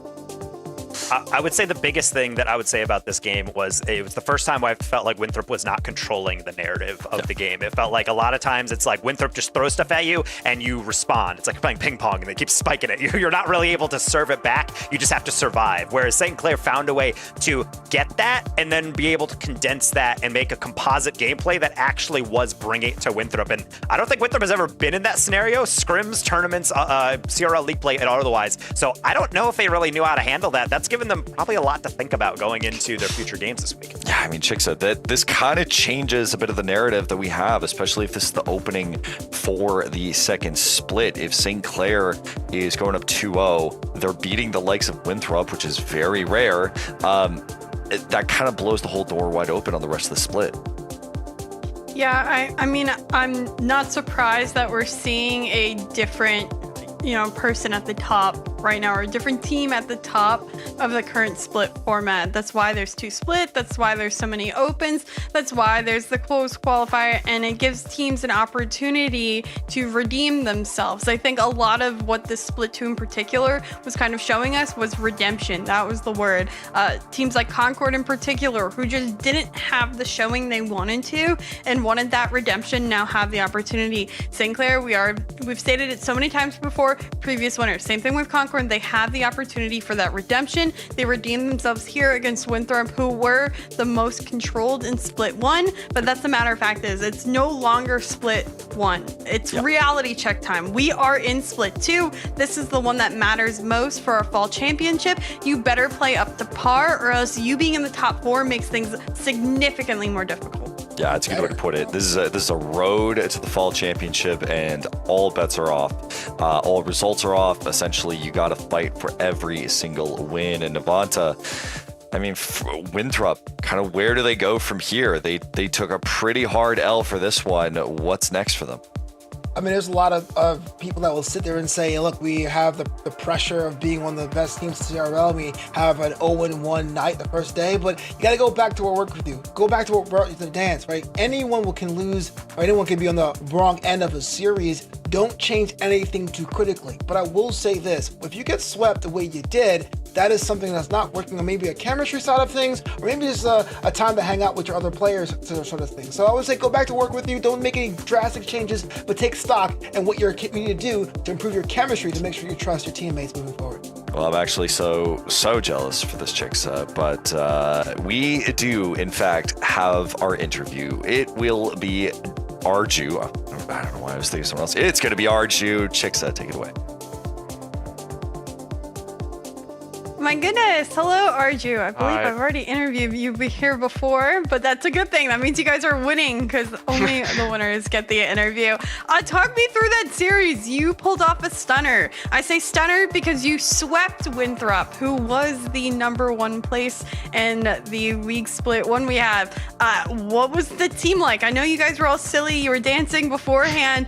Did you guys just really lock in, or what happened? Yeah, I think the start of the season was just like a rough start for us. Now we just talked about it. We found like the form again. I think this is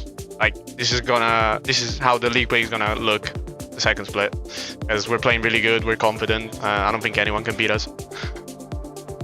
Wow. No one could beat you. I mean, I gotta say, Winthrop did not take a single game off of you guys. Yep. Is there anything that you prepared in particular for Winthrop, being that they were one of your losses in the particular split? Did you focus on, say, Garrett G or somebody else, or did you guys really just play your game? No, we just play our game. Every time, like it's been even last semester, if we focus on playing good ourselves and like we don't care about the opponents, we always win. So that's what we try to do every single time. Amazing. So there's been a lot of talk today about where we should place you guys or place teams on the leaderboard. Is this your, ticket right now? Are you guys saying that you should be the #1 team right now, seated on everyone's rankings? Yes, we should. We're getting too disrespected now. I want that #1 spot. Incredible. So outlook the rest of the season right now. This was, of course, our first weekend. Is there any other teams that you're thinking about, afraid of? Ball State is the only new team to league split. What are your thoughts on them moving forward? I mean, the Ball State's looking pretty good right now, but I don't know. I don't think we're gonna have too much problems with that. I think we're always gotta be obviously always got to watch out for Northwood and West Virginia, but I think we're playing good right now, so we don't have to worry about anyone. Amazing. Well, I'll leave the floor to you. Any trash talk? Because there's been a lot of it today, or any thanks you want to give, Arjo, all you? No trash talk, but obviously, again, thanks to teammates, people watching, and our directors, Chris and Sean, for helping us this time as well, so shout out to them. Amazing. Well, thank you, of course, and Clair in general, for being here twice on stream today. You guys deserved it, and good luck the rest of your season. Thank you. I'm sure we'll see you in more interviews.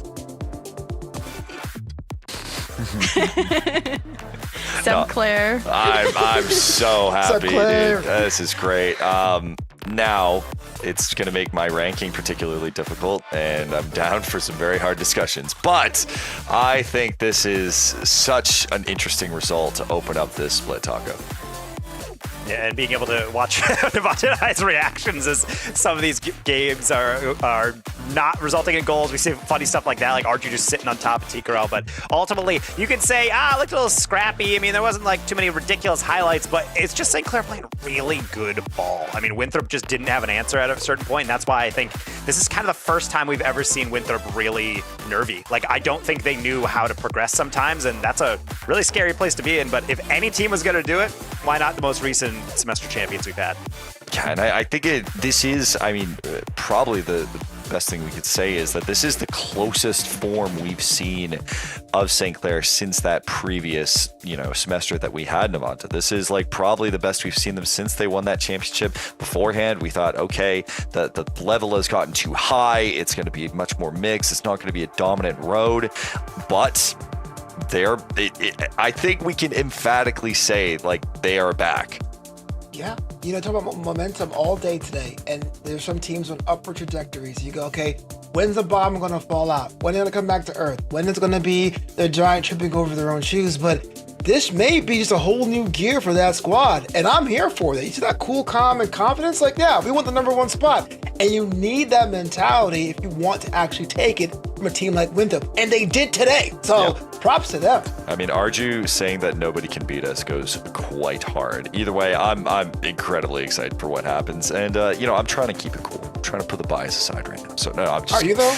No, I'm not. Okay. All right, let's take a look at the match schedule and how everything played out today, because we had 2 doubleheaders from 2 teams, and we almost got the 1-3 across the board. That would have been really cool. But it was a orange side win all the way through. We kicked things off with Concord and Baylor. Concord took that one. Ball State also took their opening match in CRL against Baylor 2. St. Clair take you down OK Christian, and then to cap off the night, St. Clair College taking a standing 3-0 against Winthrop. An absolute statement. What? What are you laughing at?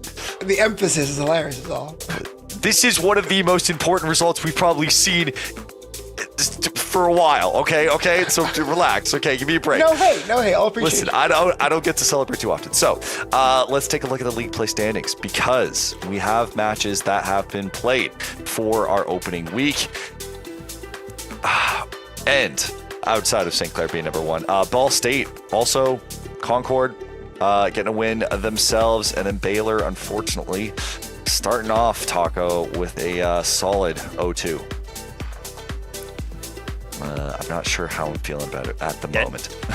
Yeah, just like Chixo was mentioning earlier, like, this is split 2. You got to forget about split 1, but it doesn't help when you start and Baylor's still saying, man, we're still dropping the series. Because at this point, that is now 8 straight series that they've dropped in CRL League play across 1 and 2. So this is where you really need to start figuring out, okay, it's one thing to not get your immediate wins, but split 2 is where everything ramps up, because you are playing for that fall championship. This is not just like, oh, let's figure out our form. Like, now the games don't necessarily matter. They always matter, but for right now, I mean, you fought your way back through close qualifiers. I mean, now it's the point where this is where you have to put in all the replay review, get in those scrims, make sure you are razor sharp, because at this point, we've seen with Concord, it can be hard once you start 0-2 in the hole to be able to dig your way out. Yeah, I mean, we saw this last split as well, where, again, even though it is a league play, it is deceptively short, where you have a bad start and it can really follow you, especially when you get into, the latter half of the split, where individual matches really start to matter. So that is our standings for the opening week for split 2 of CRL. Exciting week to say the least. Incredible matches, incredible, I think, start, especially from the likes of Ball State, to be able to come in so thunderously after all the hype that we've put upon them, after all the opens, after the closed qualifier. Really cool to see Baylor, a lot of work to do. OKC, a lot of work to do. And St. Clair, they're on the road currently at the moment. But will it be consistent? That is the question. Any final thoughts, everyone? Devonta, starting with you. Oh man, yeah. Then I got. If I'm anyone on that Winthrop squad, I am doing a screen grab of being in 7th place today and putting it on the wall and saying that will never happen again. I want to see how they bounce back, because you know what, you're on top of the mountain and you get challenged. It all comes down to how you recover. So I want to see how they do that. So other than that, man, I'm so glad to be here. Split 2, fantastic, and hopefully the competition takes up. It's like the reverse, like Ted Lasso, where it's like, instead of believe, they have like the right. 7th place. No, I'm kidding. Taco, go for it. I mean, the one thing I would always wait for is that result that upturns expectations, and I think that's what we got at the final one. Ball State obviously comes back in, shows that they belong this whole way, but then we also get St. Clair getting a victory, and you're saying, yeah, but can you do it against the Oh, they can. Okay, well, then turns out there's no favorites in any of these matchups, which I think makes the entertainment better, and for our lives as analysts, infinitely harder, because at this point, I don't even know how do we improve some of these prediction records. Although I'll take a 3-1, I guess, on today. Yeah, honestly. Chixa, your prediction record is great, but any final thoughts? I mean, 3-1. I think I'm leading still, just barely, so. But that doesn't mean much. Honestly, I enjoy that we are getting upsets, and this is a lot harder for us this season. I do think, like I said, League Split 2 is going to be very different than League Split 1. You don't have that extra life that you had in the extra chances that you did recently, and hopefully, we see a lot from some of the other, not just the league play, but the 2v2s and stuff going on as well. I think we'll see a lot more collegiate action, and we'll see who else is making a name for themselves, not necessarily just in league play. So I'm excited for it all to kind of finalize in this fall semester. And of course, speaking of more collegiate action, we also have the 2v2 Open. Now, the registration already closed for the first one, but we will be playing it this Wednesday, November 5th at 7 p.m.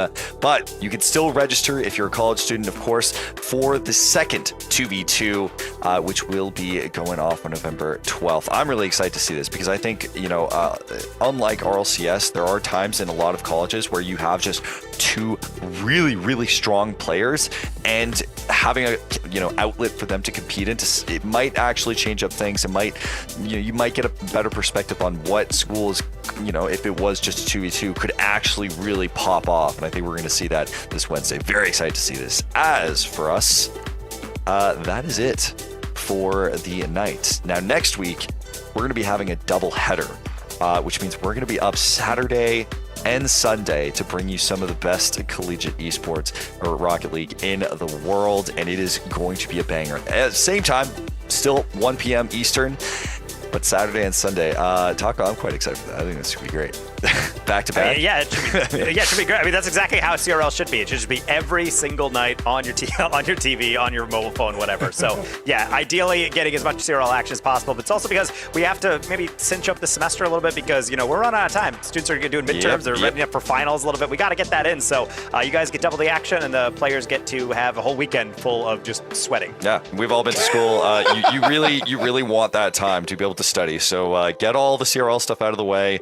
Really get the best you can of this league play before we move on to that inevitable fall championship. But for us, that is it. Thank you so much for watching. A huge thanks to production. Shout out to this lovely talent team who have done such good work today.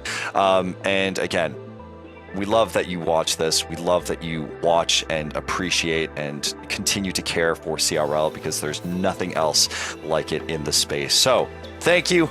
Have a good one. Good night.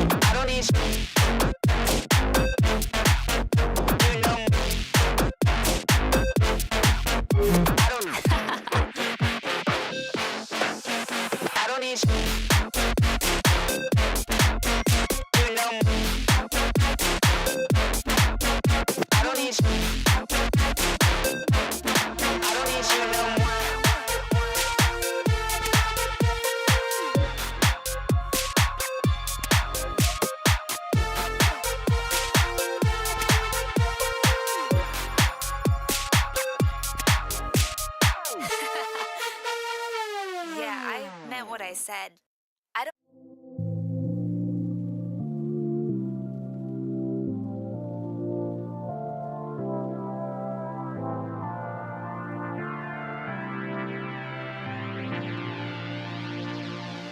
way that you make me feel like I've never been felt before. When look in your eyes, I found the one I've been waiting for. I'm feeling electric. Our love is electric. The way that you make